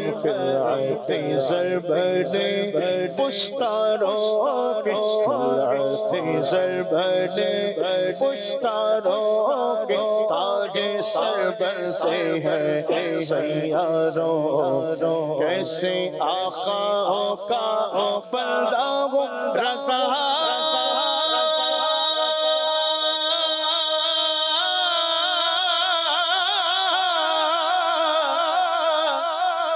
رضا کیسے آقا کا بندہ ہوں رضا، کیسے آقا کا بندہ ہوں رضا، کیسے آقا کا بندہ ہوں رضا، کیسے آقا کا بندہ ہوں رضا، بولو والے میری سرکاروں کے، بولے والے میری سرکاروں کے، کیسے آقا کا بندہ ہوں رضا، کیسے آقا کا بندہ ہوں رضا، صدیق اکبر فاروق اعظم عثمان غنی مولا علی، کیسے آقا کا بندہ ہوں رضا، کیسے آقا کا بندہ ہوں رضا، میرے غوث اعظم خواجہ معین الدین چشتی بابا فرید شکر گنج، کیسے آقا کا بندہ ہوں رضا، کیسے آقا کا بندہ ہوں رضا، بولے والے میری سرکاروں کے، بولے والے میری سرکاروں کے، بولے والے میری سرکاروں کے، سجدے جھڑ کر تیرے پیزاروں کے، تاج سر بنتے ہیں سیاروں کے۔ ماشاءاللہ ماشاءاللہ، بہت ہی خوبصورت کلام امام اہل سنت کا یہ آخری کلام، ماشاءاللہ کیا ہی بات ہے۔ اللہ پاک ہمیں کلام پڑھنے سمجھنے کی بھی توفیق عطا فرمائے۔ ناظرین، سلسلے میں وقت ہوا ہے ایک سیگمنٹ کو شامل کرنے کا، آئیے ایک پیکج دیکھتے ہیں، پھر انشاءاللہ اپنے موضوع کو آگے بڑھائیں گے۔ صلو علی الحبیب صلی اللہ تعالی علی محمد وعلی آلہ وصحبہ وبارک وسلم۔ نماز برائیوں سے بچاتی ہے، اس تعلق سے کچھ عرض کرتا ہوں۔ حضرت سیدنا انس رضی اللہ تعالی عنہ فرماتے ہیں کہ انصار کا ایک نوجوان جو 5 وقت کی نماز با جماعت آخری نبی مکی مدنی صلی اللہ علیہ وسلم کے ساتھ پڑھتا تھا، مگر عملی حالت اس کی اچھی نہیں تھی۔ میرے آقا صلی اللہ علیہ وسلم نے فرمایا اس شخص کی نماز کبھی نہ کبھی ضرور اس سے گناہوں سے دور کر دے گی۔ ایسا ہی ہوا، تھوڑے دنوں کے بعد اس نے تمام بری باتوں سے توبہ کر لی اور اس کی حالت اچھی ہو گئی۔ سبحان اللہ، نماز برائیوں سے بچاتی ہے۔ بارگاہ رسالت میں عرض کیا گیا فلاں شخص رات کو نماز پڑھتا ہے، صبح چوری کرتا ہے۔ فرمایا ان قریب نماز اسے برے عمل سے روک دے گی۔ ایک ڈاکوؤں کا واقعہ بھی آپ کو سناتا ہوں میں۔ کہتے ہیں کہ ایک مرتبہ ڈاکوؤں کی ٹیم کسی مالدار آدمی کے گھر پہنچی، ڈاکہ ڈالنے کی غرض سے پہنچ گئے۔ اتفاقاً وہ شخص جاگ گیا، اس نے شور مچا دیا، اہل محلہ بھی جاگ پڑے۔ ڈاکو گھبرا کر بھاگا، پورا گروہ سارے کے سارے بھاگے۔ محلے والوں نے پیچھا کیا، ڈاکو اور اس کے جو حالی موالی تھے وہ آگے آگے، محلے والے پیچھے پیچھے۔ راستے میں ایک مسجد تھی، یہ ڈاکو مسجد میں چلے گئے۔ اب انہوں نے جھوٹ موٹ نماز پڑھنا شروع کر دی، اور جو پیچھے آ رہے تھے وہ تلاش کرتے کرتے مسجد میں آئے تو دیکھا کہ کچھ لوگ نماز پڑھ رہے ہیں، تو اور تو کوئی نہیں، کہا افسوس ڈاکو نکل گئے، وہ واپس چلے گئے۔ یہ دیکھ کر ڈاکوؤں کا سردار، جب لوگ واپس ہوئے تو ڈاکوؤں کے سردار نے ڈاکوؤں سے کہا اگر آج ہم نے جھوٹ موٹ نماز نہ پڑھی ہوتی تو پکڑ لیے جاتے، بڑی رسوائی ہونی تھی، چھترول بھی ٹھیک ٹھاک ہونی تھی، اور یہ بچ گئے بھائی۔ تو جھوٹ موٹ نماز پڑھی اور برکت یہ ہوئی کہ ہم ذلت سے بچ گئے، رسوائی سے بچ گئے۔ اگر ہم واقعی نمازی بن جائیں تو اور درست نماز پڑھیں تو اللہ کی رحمت سے ہم امید رکھتے ہیں کہ اللہ ہمیں دوزخ کی مصیبت سے بچا لے گا۔ سبحان اللہ۔ اس لیے میں تو توبہ کرتا ہوں بھائی لوٹ مار سے، اب تو میں توبہ کرتا ہوں، بس اللہ کی نافرمانی نہیں کروں گا۔ ساتھیوں نے کہا کہ سردار جب آپ نے توبہ کر لی تو ہم کیوں پیچھے رہیں، ہم بھی آپ کے ساتھ توبہ میں شریک ہوتے ہیں۔ تمام ڈاکوؤں نے سچے دل سے توبہ کی اور یہ سب کے سب اللہ کے نیک بندے بن گئے۔ نماز برائیوں سے بچاتی۔ ایک اور واقعہ سناتا ہوں اسی ٹاپک پر۔ ایک شخص کسی عورت پر استغفر اللہ عاشق ہو گیا، ہمت کر کے اس کو کوئی لیٹر لکھ دیا، اپنے عشق کا اظہار کر دیا، لیکن وہ عورت نیک تھی، شریف گھرانے والی تھی، تو وہ بڑی پریشان ہوئی، اور وہ میرڈ تھی، شادی شدہ تھی۔ اب اس نے کیا کیا کہ یہ چٹھی جو تھی، جو رکا تھا، جو لیٹر تھا، یہ اپنے شوہر کو پیش کر دیا۔ شوہر جو تھا یہ ایک مسجد کا امام تھا، بڑا نیک، بہت سمجھدار، اور اپنی زوجہ پر بھی وہ ٹرسٹ کرنے والا، بھروسہ کرنے والا تھا۔ آج کل وہ شکی مزاج لوگ بھی ہوتے ہیں، وہ ایسا نہیں تھا۔ اس نے وہ جو لیٹر تھا اپنی زوجہ، اپنی وائف کے ذریعے ہی اس کو رپلائی کیا، فلاں مسجد میں فلاں امام کے پیچھے 40 دن 5 نمازیں جماعت سے ادا کرو، پھر آگے دیکھتے۔ اس عاشق نے پابندی سے نمازیں جمع شروع کر دی۔ جیسے جیسے دن گزرتے گئے نماز کی برکتیں ظاہر ہوتی گئیں۔ 40 دن ہوئے تو اس کی دل کی دنیا بدل گئی۔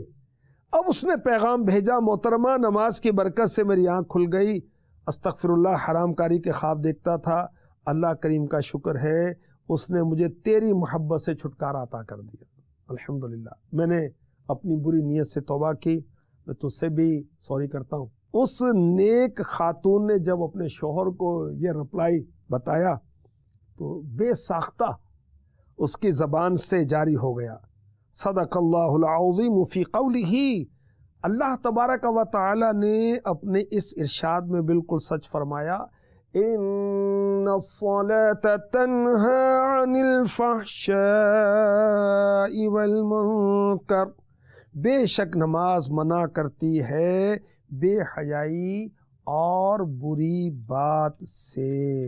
میں پانچوں نمازیں پڑھوں با جماعت، ہو توفیق ایسی عطا یا الہی، آمین آمین آمین بجاہ خاتم النبیین صلو علی الحبیب صلی اللہ تعالی علی محمد۔ جی ناظرین، آپ نے پیکج ملاحظہ فرمایا۔ اللہ پاک اس کے مطابق ہمیں جو باتیں کہیں گئی، سمجھائی گئیں، عمل کرنے کی توفیق عطا فرمائے۔ جی حضور، مزید امام زین العابدین رضی اللہ تعالیٰ عنہ کے مزید اقوال کیا ہیں؟ امام زین العابدین رضی اللہ عنہ کا ایک ارشاد ہے، آپ سے پوچھا گیا کہ سب سے بڑے مرتبے والا کون ہے؟ سب سے بڑے مرتبے والا کون ہے؟ تو آپ نے ارشاد فرمایا کہ سب سے بڑے مرتبے والا وہ ہے کہ جس کے نزدیک دنیا کی کوئی حیثیت نہ ہو۔ اللہ اکبر۔ اور اسی طرح زہد جو ہے، کہتے ہیں کہ دنیا سے کنارہ کش ہونے کو، دنیا سے دور رہنے کو، دنیا سے گویا کہ اپنے آپ کو الگ کرنے کا نام زہد ہے۔ امام زین العابدین رضی اللہ تعالی عنہ سے پوچھا گیا کہ حضور یہ ارشاد فرمائیں کہ زہد کیا ہے؟ تو آپ نے ارشاد فرمایا کہ بغیر زاد راہ کے منزل تک پہنچنے کا نام زہد ہے۔ سبحان اللہ سبحان اللہ، یہ ان کی شان تھی اور ان کا مقام تھا، اور ان کا زہد تو ایسا تھا کہ جب واقعہ کربلا کے بعد واپس اب مدینہ پاک کی طرف گئے پہنچے، تو پھر آپ نے کسی حد تک گوشہ نشینی اختیار فرما لی تھی اور ایک الگ جگہ پر رہنا شروع کر دیا تھا۔ تو لیکن وہاں پر رہتے ہوئے بھی لوگ آپ کے پاس حاضر ہوتے، اور ایک بڑی تعداد میں دنیا بھر سے لوگ حاضر ہوتے اور آپ کی برکتیں حاصل کرتے، آپ سے رہنمائی حاصل کرتے، علم حاصل کرتے۔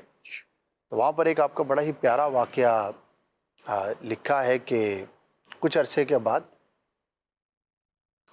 ایک شخص آیا اور آ کر اس نے کہا کہ میں مسافر ہوں، مجھے کچھ کھانا کچھ پانی جو ہے وہ درکار ہے۔ تو آپ نے اس کو بٹھایا، اس کی تکریم کی اور اسے پانی بھی عطا فرمایا، کھانے پینے کا سامان جو تھا وہ بھی عطا فرمایا۔ اچھا، مختلف انداز پر اس واقعے کو بیان کیا گیا ہے۔ کہیں یہ بھی ہے کہ اس شخص نے آپ کے پاس طویل قیام کیا، کہیں یہ ہے کہ مختصر وقت کے لیے وہ وہاں پر تھا۔ بہرحال جو بھی، تو جب آپ نے اس کو کھلایا پلایا تو وہ شخص بڑا حیران ہوا اور کہنے لگا کہ لگتا ہے آپ نے مجھے پہچانا نہیں۔ تو آپ نے فرمایا کہ تم ایسی بات کیوں کہتے ہو کہ میں نے تمہیں پہچانا نہیں؟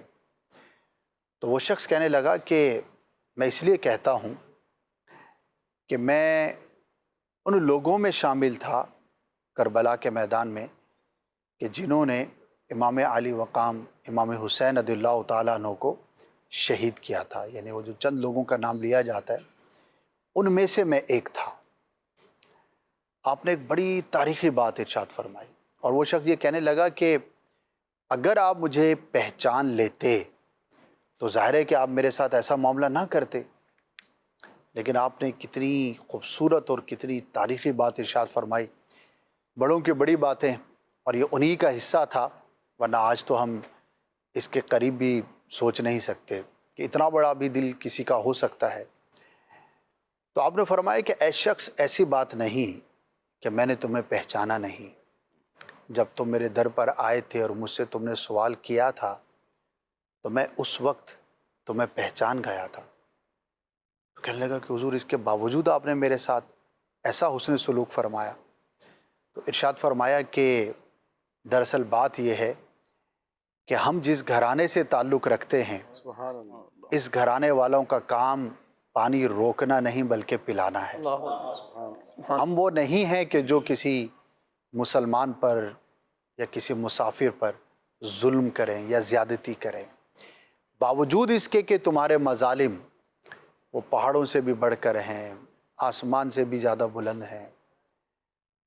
کیا کہیں اس کے بارے میں، اتنے بڑے مظالم، لیکن آپ نے اپنا کردار اور اپنا حسن سلوک، جو اہل بیت کرام کا جو ایک شان ہے، جو عظمت ہے، یعنی ناظرین ہم مطلب خالی تذکرہ ہی کر سکتے ہیں. سچی بات تو یہ ہے کہ اتنا ظلم ڈھانے والوں میں سے بھی اگر کوئی سائل بن کر آ جائے اور آ کر کچھ سوال کرے تو یہ اتنے بڑے دل والے، اتنے بڑے کردار والے، اتنے عظیم لوگ تھے، اتنا بڑا ان کا مقام و مرتبہ تھا کہ اس شخص کو بھی آپ نے محروم نہ فرمایا. باوجود اس کے کہ امام زین العابدین ان کے بارے میں آتا ہے کہ آپ اکثر جو ہے اپنے والد گرامی امام حسین رضی اللہ عنہ کی پیاس کو یاد کر کے رویا کرتے تھے. اللہ اکبر. اور آپ نے اس کے باوجود وہ آپ نے اپنا شعار نہیں چھوڑا اور اہل بیت کی جو شان ہے اس کو قائم رکھا، پھر بھی اس کی مہمان نوازی کی. اللہ اکبر. کیا بات رضا اس چمنستان کرم کی، زغرا کلی جس میں حسین اور حسن پھول نوازوں کا وہ صدقہ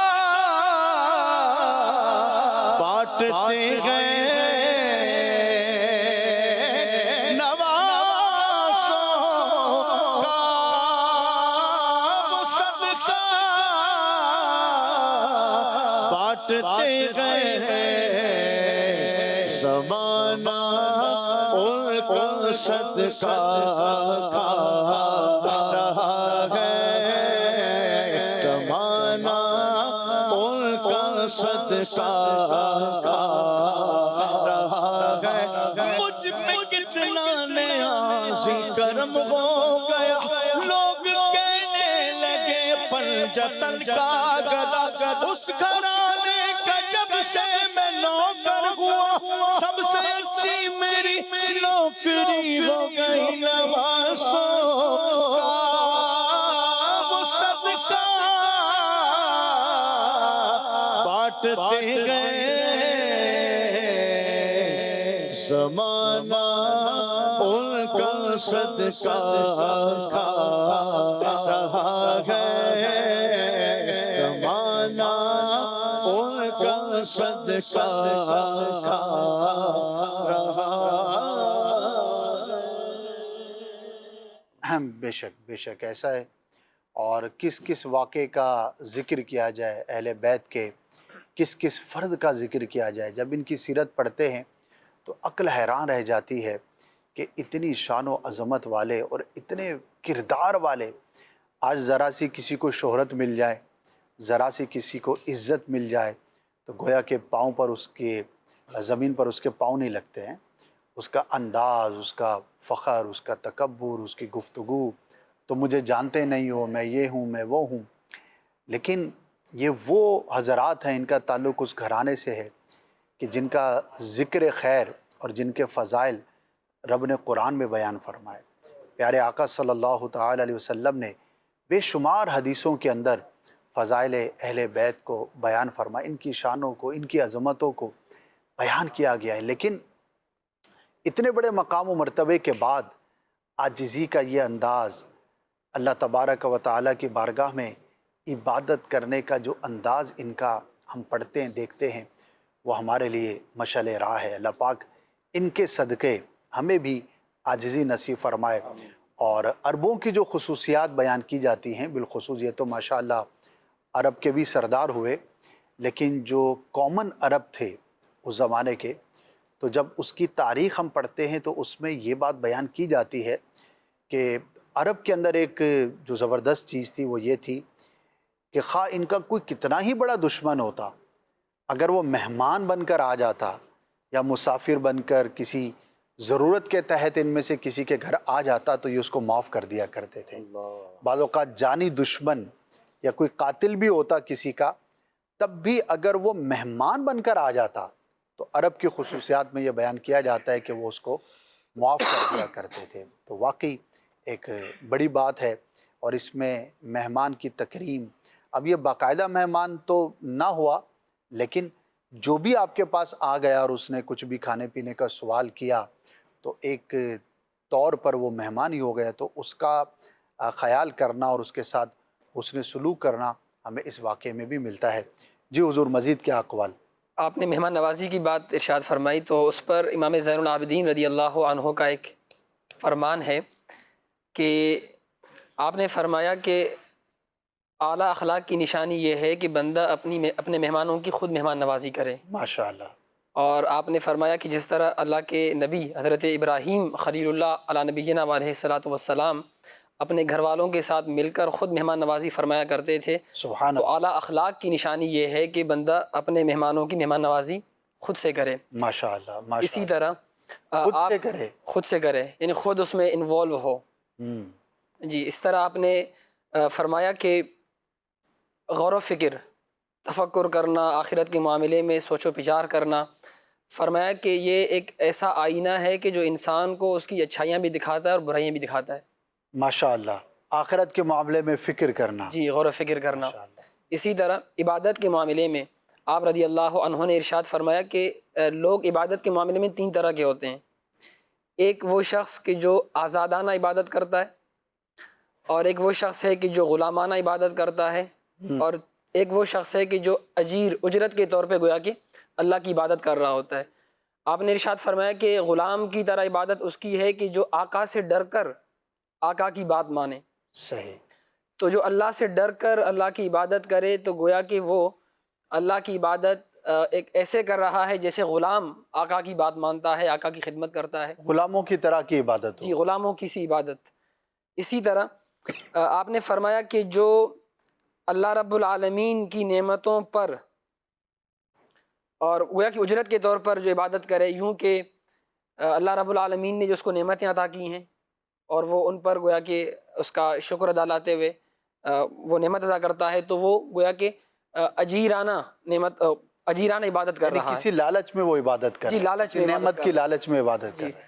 اور آخری شخص جس کے بارے میں آپ نے فرمایا کہ آزادانہ عبادت جو ہے، آزاد لوگوں کی طرح جو عبادت کرتا ہے، اس کی عبادت یہ ہے کہ وہ اللہ رب العالمین کے رب ہونے اور اس کے احسان پر، اس کی رضا پر راضی رہنے کے لیے عبادت کرتا ہو، تو وہ شخص گویا کہ آزاد لوگوں کی طرح عبادت کرتا ہے. سبحان اللہ. ماشاءاللہ. اور اسی کی پذیرائی ہے.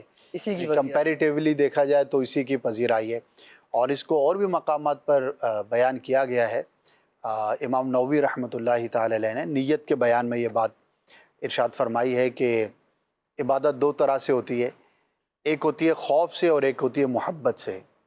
یعنی کہ جہنم کے خوف سے، اللہ تبارک و تعالیٰ کی ناراضی کے خوف سے اگر کوئی عبادت کرتا ہے تو وہ بھی ٹھیک ہے اور بالکل اس کی پذیرائی ہے. لیکن اس کے مقابلے میں اگر کوئی اس لیے عبادت کرتا ہے کہ میں رب کا بندہ ہوں، میرا رب میرا خالق ہے، میرا مالک ہے، اس سے محبت کی وجہ سے جو عبادت کی جائے تو وہ خوف کی وجہ سے کی جانے والی عبادت سے زیادہ افضل ہے، زیادہ بہتر ہے. تو اللہ تبارک و تعالی ہمیں اس کی محبت بھی عطا فرمائے اور عبادت جو ہے وہ اس کی. یہ اب اقوال ہیں بزرگوں کے سمجھانے کے لیے اور ہماری نیتوں کو تصحیح کے لیے. جی یہ اللہ تبارک و تعالیٰ کی رضا پر راضی رہتے تھے. بے شک. وہ فرماتے ہیں جے سوہنا میرا دکھ وچ راضی تے میں سکھ نو چلے پاواں ہوں. امام علی مقام، امام عرش مقام، سید الشہداء امام حسین کے شہزادے سید سجاد سیدنا زین العابدین رضی اللہ تعالیٰ عنہ کا ایک واقعہ علماء نے بیان فرمایا ہے، کتابوں میں لکھا ہے کہ آپ کو جب جو ہے وہ بیڑیاں پہنائی گئیں، زنجیریں آپ کو زنجیروں میں جکڑ دیا گیا، تو ایک محب اہل بیت بھی وہاں موجود تھا. جب دیکھا کہ وہ جو کڑے ہیں آپ کو وہ تکلیف دے رہے ہیں اور وہ زنجیریں جو ہیں آپ کو تکلیف دے رہی ہیں، اور آپ کو دیکھا گیا کہ امام زین العابدین رضی اللہ تعالیٰ عنہ زار و قطار رو رہے ہیں. اللہ زار و قطار رو رہے ہیں. تو جو محب اہل بیت تھا، آپ سے محبت کرنے والا تھا، آپ سے چاہت کرنے والے تھا، تو اس نے کہا کہ حضور آپ کو یہ تکلیف دے رہی ہیں تو میں انہیں اتار دوں. اللہ آپ قید و بند کی صحبت میں تھے، تو آپ رضی اللہ تعالیٰ عنہ نے کہتے ہیں کہ ایک دم تھوڑا سا اپنے باڈی کو موو کیا اور وہ سارے کڑے جو ہیں وہ ٹوٹ کر گر گئے. تو آپ نے ارشاد فرمایا کہ بات یہ ہے کہ اگر ان سے نجات چاہیے تو کوئی بڑی بات ہی نہیں ہے ہمارے لیے. سبحان اللہ. لیکن چونکہ یہ اللہ تبارک و تعالیٰ کی طرف سے مشکل ہے، پریشانی ہے، ایک طرح کا ہمارا امتحان ہے، تو ہم اللہ تبارک و تعالیٰ کی رضا پر راضی ہیں. تو آپ نے دوبارہ پھر وہ زنجیروں کو گویا کہ دوبارہ سے اوڑھ لیا، دوبارہ سے پہن لیا. تو یہ ہیں، ان کو اللہ تبارک و تعالیٰ نے کمالات دیے تھے، طاقتیں دی تھیں، قوتیں دی تھیں، وہ اس مشکل پریشانی سے نکل سکتے تھے، مگر انہوں نے اسے اوڑھ رکھا تھا کیونکہ میرا پروردگار اس میں راضی ہے. اللہ تبارک و تعالیٰ کی رضا میں جو وہ راضی رہتے تھے کہ مشکل آئی ہے، پریشانی آئی تو اللہ کی طرف سے آئی ہے، وہ پروردگار عز و جل جو ہے وہ دور فرمائے گا. وہ حال جو ہے وہ جانتا ہے، جو جس رضا میں پروردگار، جس حال میں میرا پروردگار مجھے رکھے، مجھے اسی حال میں رہنا ہے. سبحان اللہ. رضی اللہ عنہ کا ذکر خیر جاری ہے، اور میدان کربلا، واقعہ کربلا کے بعد کی کیفیت کا شاہ صاحب نے ذکر فرمایا. تو اسد بھائی، واقعہ کربلا میں بھی اور واقعہ کربلا کے بعد بھی مختلف تکالیف، پریشانیوں سے گزر گئے، گویا کہ ایک امتحان تھا جس میں سرخ روئی کے ساتھ یہ گزر گئے. ان تمام کیفیات سے گزرنے کے باوجود جو ہے نا، وہ عبادات اور ریاضات کا جو سلسلہ تھا اسے موقوف نہیں کیا، بلکہ وہ بتدریج یوں کہیے کہ بڑھتا ہی چلا گیا. جیسے آپ نے بھی ذکر کیا کہ جب مدینہ منورہ تشریف لیا تو گوشہ نشینی اختیار کر لی، اور پھر عبادات کی ایسی کیفیت رہی. کالر نے بھی پوچھا کہ آپ کی عبادت کا کیا انداز تھا، تو حضور امام زین العابدین کی عبادت کا ایک انداز یہ تھا کہ آپ دن اور رات میں 1000 رکعت نوافل ادا کیا کرتے تھے. سبحان اللہ. اور یہ سلسلہ آپ کے وصال مبارک تک یہ آپ کی ایک روٹین تھی، عادت تھی جو جاری رہی کہ آپ روزانہ 1000 رکعت نوافل ادا کیا کرتے تھے. سبحان اللہ. فرائض اپنی جگہ پر ہیں اور دیگر معمولات اپنی جگہ پر ہیں، لیکن یہ وہ خالصتاً اللہ کی رضا پانے کے لیے. اگر ہم میں سے بس اوقات بعض لوگ ایسے ہوتے ہیں کہ مختلف مواقع پر کہیں کہ کوئی نہ کوئی امتحان یا آزمائش یا کوئی ایک موقع آ جاتا ہے، اچھا اس پہ بندہ سکسیس ہو جاتا ہے، بولتا ہے یار اب تو جو میرے لیے ایک مشکل لمحہ تھا اب گزر گیا، اب مجھے جو ہے نا وہ شاید کہ حاجت نہیں. ایک سوچ بنتی ہے کہ یہاں اتنا بڑا امتحان کہ ان کے سامنے ان کے والد، ان کے بھائی، ان کے خاندان کے افراد شہید کر دیے گئے. اس کے بعد قید و بند کی صعوبتیں برداشت کی، پھر ان تمام تکالیف سے گزرتے گزرتے پہنچتے ہیں، پھر اپنے رب کو راضی کرنے کے لیے گوشہ نشینی اختیار کر لی، اور عبادات اور ریاضات میں وہ انداز رہا. پھر لوگوں کی خیر خواہی، غریبوں کی خیر خواہی، خاندانوں کی کفالت. تو ان کی اگر ذات کو دیکھیں نا تو خاندان نبوت کے ویسے چشم و چراغوں کی یہ شان ہی یہی ہے.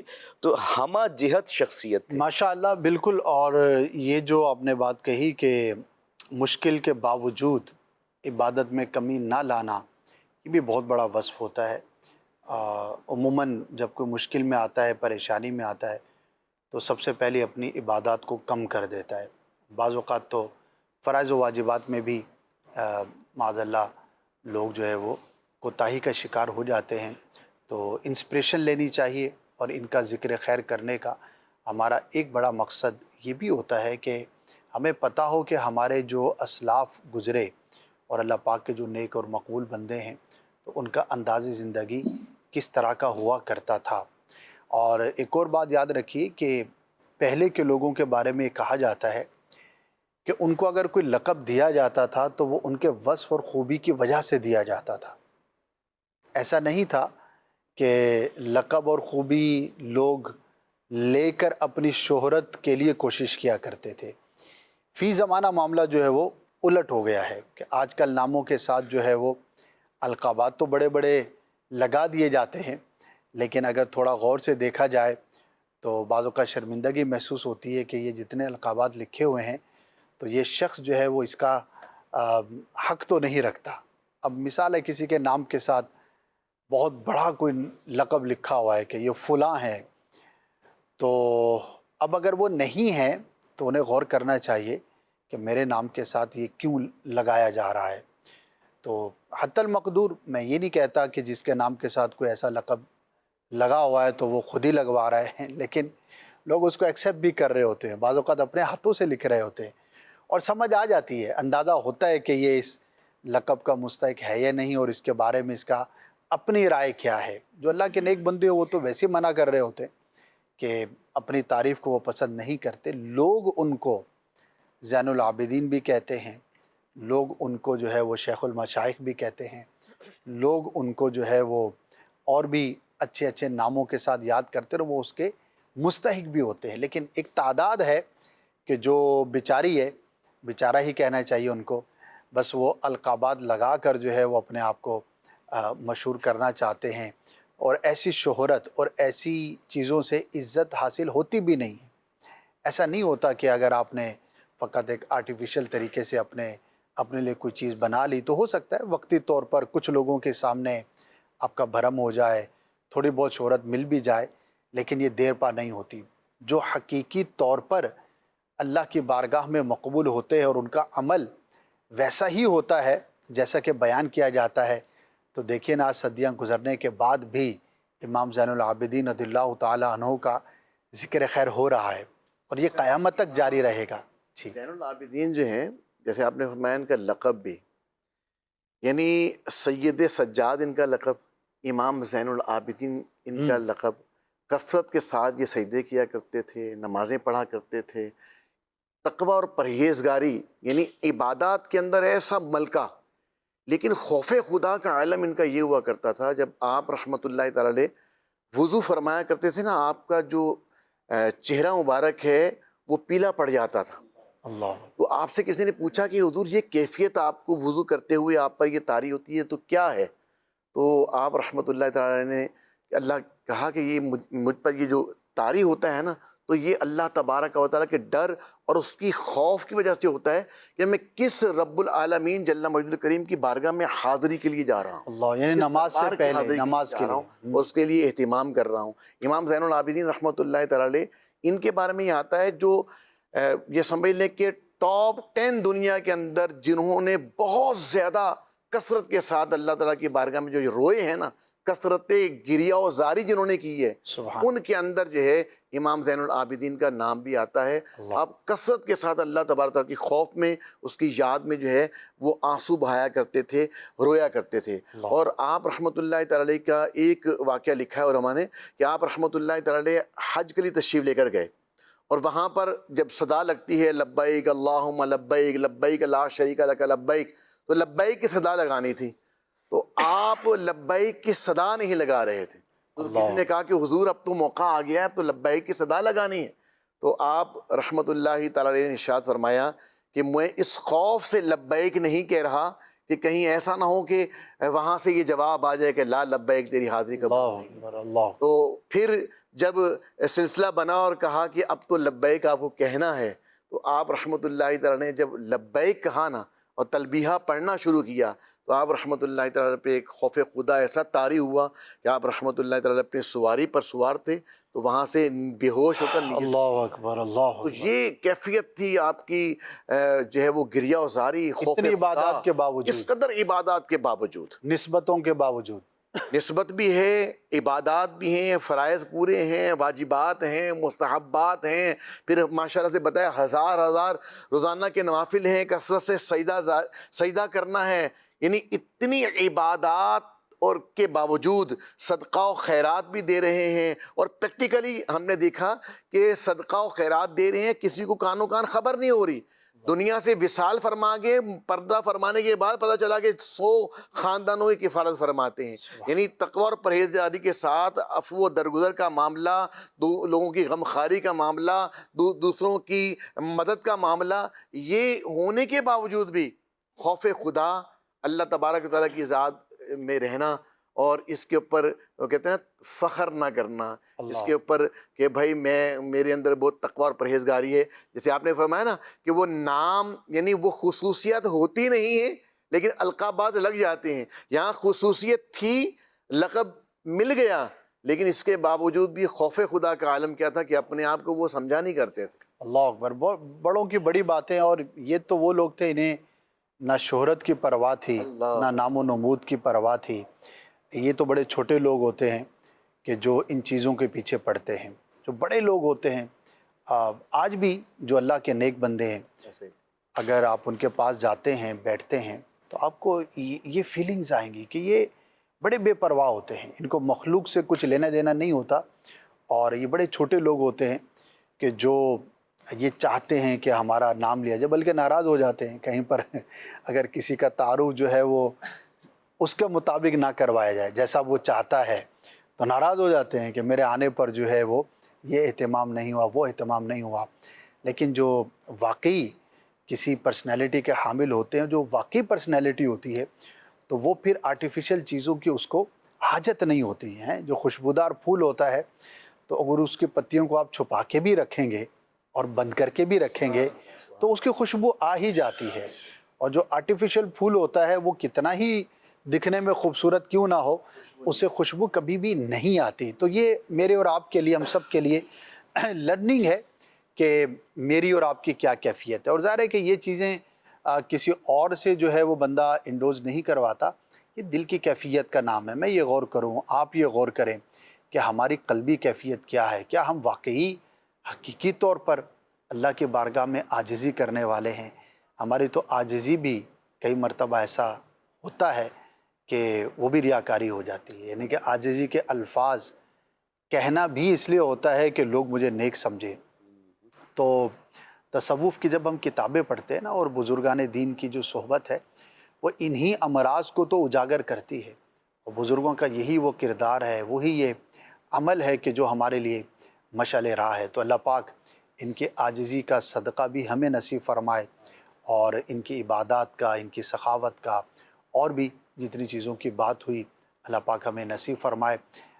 ایک اور سیگمنٹ کو شامل کرتے ہیں پروگرام میں، پھر انشاءاللہ عز و جل اس کے بعد ایک منقبت عدنان بھائی سے میں ریکویسٹ کروں گا کہ اہل بیت کی ایک منقبت سنیں گے، پھر انشاءاللہ اس کے بعد جو ہے وہ صلاۃ و سلام۔ ریلیٹڈ ایک بات، جی بالکل، آپ نے فرمایا کہ ٹائٹلز، القابات لگا کر ہم اپنا نام روشن کرتے ہیں آج کے زمانے میں، تو امام زین العابدین رضی اللہ عنہ جو کہ امام حسین کے فرزند دل بند ہیں، آپ کا مقام اور آپ کی شان عرفہ والا ہے، اس کے باوجود آپ پتہ کیا فرماتے تھے؟ اہلیت الاولیاء میں جو اللہ والوں کی باتیں کتاب ہے، اس میں ایک بات منقول ہے آپ کی، آپ فرماتے تھے کہ ہم سے اسلام کی خاطر محبت رکھا کرو، ہم سے اسلام کی خاطر محبت رکھا کرو، ہم سے لوگوں سے فرماتے تھے، جی محبت اسلام کی وجہ سے رکھو، اور ہمیں ہمارے مقام سے بلند نہ کرو۔ اللہ اکبر۔ یہ وہ فرما رہے ہیں کہ جن کا مقام اس قدر بلند ہے، اللہ رب العالمین نے ان کو رسول اللہ صلی اللہ علیہ وسلم کے اہل بیت میں پیدا فرمایا، سبحان اللہ۔ وہ فرما رہے ہیں کہ ہمیں ہمارے مقام سے بلند نہ کرو۔ اللہ اکبر، اللہ اکبر، بڑی بات ہے جی۔ اللہ پاک ہمیں بھی توفیق عطا فرمائے، اور اپنی حقیقت سمجھنے کی توفیق عطا فرمائے، اور عاجزی کا حقیقی طور پر ہمیں خوگر بنائے۔ آئیے سیگمنٹ دیکھتے ہیں۔ اہل بیت اطہار کی خصوصیات میں سے چند خصوصیات بیان کی جائیں گی۔ جو علماء نے لکھا کہ زکوٰۃ کا لینا حرام ہے، اہل بیت اطہار کا زکوٰۃ لینا حرام ہے، اگرچہ وہ مالک نصاب نہ ہو۔ حضرت عبد المطلب بن ربیہ رضی اللہ تعالیٰ سے روایت ہے کہ رسول کریم صلی اللہ تعالیٰ علیہ وآلہ وسلم نے فرمایا، زکوٰۃ کے مال لوگوں کے میل ہیں، اور وہ محمد اور آل محمد بنی ہاشم کے لیے جائز نہیں ہے۔ اہل بیت اطہار حسب نسب میں سارے انسانوں سے افضل و اعلیٰ ہیں۔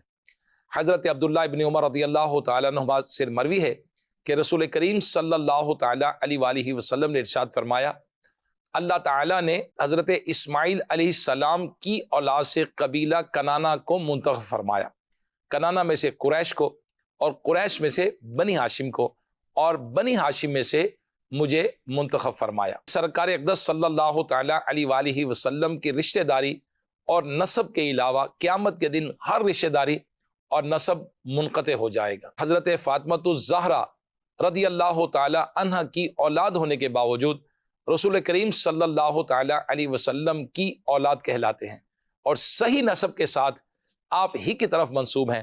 امام طبرانی نے حدیث پاک بیان کی ہے کہ سرکار مدینہ صلی اللہ تعالیٰ علیہ وآلہ وسلم نے ارشاد فرمایا، یعنی اللہ تعالیٰ نے ہر نبی کی اولاد ان کی پشت میں رکھی، اور میری اولاد علی بن ابی طالب کی پشت میں رکھی۔ اہل بیت کا زمین میں موجود ہونا زمین والوں کے لیے باعث امن ہے، جیسا کہ حدیث شریف میں ہے کہ سرکار مدینہ صلی اللہ تعالیٰ علیہ وآلہ وسلم نے ارشاد فرمایا، ستارے آسمان والوں کے لیے باعث امن ہیں، اور میرے اہل بیت زمین والوں کے لیے باعث امن ہے۔ ایک اور روایت میں ہے میرے اہل بیت میری امت کے لیے باعث امن ہیں۔ مزید جو خصوصیت اہل بیت اطہار کی بیان کی گئی وہ یہ ہے کہ پہلے جنت میں داخل ہوں گے۔ جی ہاں، اہل بیت اطہار پہلے جنت میں داخل ہوں گے۔ حضرت علی رضی اللہ تعالیٰ عنہ روایت کرتے ہیں کہ انہوں نے فرمایا کہ میں نے بارگاہ رسالت صلی اللہ تعالیٰ علیہ وسلم سے لوگوں کے حسد کی شکایت کی، تو رسول کریم صلی اللہ تعالیٰ علیہ وسلم نے ارشاد فرمایا کیا تم اس بات پر راضی نہیں کہ تم 4 میں سے چوتھے ہو؟ سب سے پہلے جنت میں میں، تم اور حسنین کریمین داخل ہوں گے، ہماری ازواج مطہرات ہمارے دائیں اور بائیں ہوں گی، اور ہماری اولاد ہماری ازواج کے پیچھے ہوگی۔ علامہ سبحان رحمۃ اللہ تعالی علیہ نے ان کی یہ خصوصیت شمار کی ہے کہ جو شخص ان میں سے کسی پر احسان کرے گا، یعنی اہل بیت اطہار پر، تو نبی کریم صلی اللہ تعالی علیہ وسلم قیامت کے دن اسے بدلہ عطا فرمائیں۔ اور جیسا کہ رسول کریم صلی اللہ تعالی علیہ وسلم نے فرمایا جو شخص وسیلہ حاصل کرنا چاہتا ہے اور یہ چاہتا ہے کہ میری بارگاہ میں اس کی کوئی خدمت ہو جس کے سبب میں قیامت کے دن اس کی شفاعت کروں، اسے چاہیے کہ میرے اہل بیت کی خدمت کرے، انہیں خوش کرے۔ اور سبحان اللہ، ان کی محبت درازی عمر اور قیامت کے دن چہرہ سفید ہونے کا سبب ہے، اور ان کا بغض اس کے برعکس اثر رکھتا ہے، جیسا کہ حدیث شریف میں ہے کہ نبی کریم صلی اللہ تعالی علیہ وآلہ وسلم نے فرمایا جو شخص یہ پسند کرے کہ اس کی عمر دراز ہو اور آرزوؤں سے بہرہ ہو، اسے میرے بعد میرے اہل بیت اطہار سے اچھی طرح پیش آنا چاہیے، اور جو میرے بعد ان سے اچھی طرح پیش نہیں آئے گا اس کی عمر قطع کر دی جائے گی، اور قیامت کے دن اس حالت میں میرے پاس آئے گا کہ اس کا چہرہ سیاہ ہوگا۔ استغفر اللہ من ذالک۔ میرے پیارے اسلامی بھائیوں اور مدنی چینل کے ناظرین، اہل بیت اطہار کے بے شمار فضائل ہیں۔ الحمدللہ دعوت اسلامی کے دینی ماحول میں ہمیں امیر اہل سنت مولانا محمد الیاس عطار قادری دامت برکاتہم العالیہ تربیت دیتے ہیں اہل بیت اطہار کی محبت کی، الحمدللہ صحابہ کی محبت کی، اولیاء کی محبت کی، اور الحمدللہ اہل بیت اطہار سے رواں فرماتے میرا محبت کرتا ہے۔ آئیے شیخ طریقت امیر اہل سنت دامت برکاتہم العالیہ کے کئی ایک کتابیں ہیں، کئی ایک رسالے ہیں جس میں آپ نے اہل بیت اطہار کی محبت کے حوالے سے بیان کیا ہے۔ مکتبۃ المدینہ سے انہیں حاصل کریں اور اپنے علم میں اضافہ کریں۔ جی ناظرین، آپ نے سیگمنٹ ملاحظہ فرمایا امام زین العابدین رضی اللہ تعالی عنہ کی زندگی کا، ہم نے تذکرہ سنا، آپ کے اوصاف کا بیان ہوا، آپ کا وصال کیسے ہوا، کب ہوا، اور تدفین کہاں کس طرح سے ہوئی، آئیے اس کے بارے میں سنتے ہیں۔ جی، امام زین العابدین رضی اللہ عنہ کے وصال مبارک واقعہ کربلا کے، اس میں تاریخ میں مختلف اقوال بھی ہیں کہ 32-33 سال کے بعد 92, 93, 94 آلموسٹ، یہ یعنی بٹوین 90 to 100 یہ ہجری ہے، اس کے دوران آپ کا وصال ہوا، اور 61 ہجری میں واقعہ کربلا ہوا، 61 ہجری، اور آلموسٹ اس کے 32-33 یا 34 سال کے بعد آپ کا وصال مبارک ہوا۔ اور امام زین العابدین کا جب وصال ہوا تو آپ مدینہ منورہ میں موجود تھے، اور جنت البقیع میں آپ کی تدفین کا عمل ہوا، اور آپ کے تایا سیدنا امام حسن مجتبیٰ رضی اللہ عنہ کے پہلو میں آپ کی تدفین ہوئی، اور پھر آپ کے پہلو میں یعنی امام حسن مجتبیٰ کے پہلو میں امام زین العابدین کی روضہ مبارک ہے، ان کی قبر مبارک ہے، اور ان کے پہلو میں ان کے صاحبزادے امام محمد باقر، اور پھر امام محمد باقر کے پہلو میں سیدنا امام جعفر صادق رضی اللہ عنہ کے مزارات ہیں۔ تو یہ اہل بیت اطہار کی یہ مزارات ہیں جو کہ جنت البقیع میں اللہ نصیب کرے اور ہمیں ان کا صدقہ عطا فرمائے۔ تو امام زین العابدین رحمۃ اللہ تعالی علیہ کا وصال مبارک مدینہ منورہ میں اور تدفین جو ہے جنت البقیع میں ہوئی ہے۔ آج بھی وہاں پر جو زائرین حاضر ہوتے ہیں، بقیع شریف میں حاضری دیتے ہیں، تو ان مزارات پر بھی ہو سکتا ہے وہاں پر مینشن ہو یا ہو سکتا ہے نہ ہو، واللہ عالم، لیکن بہرحال بقیع شریف میں آپ کی تدفین ہوئی تو جب بھی وہاں پر حاضر ہوں تو بالخصوص ان کی بارگاہ میں بھی، وہ تو قبرستان ہی کیا شان والا ہے، وہاں پر کتنی بڑی شانوں والے مدفون ہیں، جب بھی وہاں پر حاضری ہو تو سلام بھی عرض کرنا چاہیے، دعا بھی کرنی چاہیے اپنے لیے، امت کے لیے، اور ان کے صدقے سے اللہ پاک کی بارگاہ میں ہمیں سوال بھی کرنا چاہیے، انشاءاللہ عز و جل ضرور کرم ہوگا۔ ناظرین، شامل کرتے ہیں ایک اہل بیت کی شان میں منقبت کو، پھر انشاءاللہ صلاۃ و سلام پر پروگرام کو اختتام پذیر کریں گے۔ حیدری فیضان کی شاہکار زین العابدین،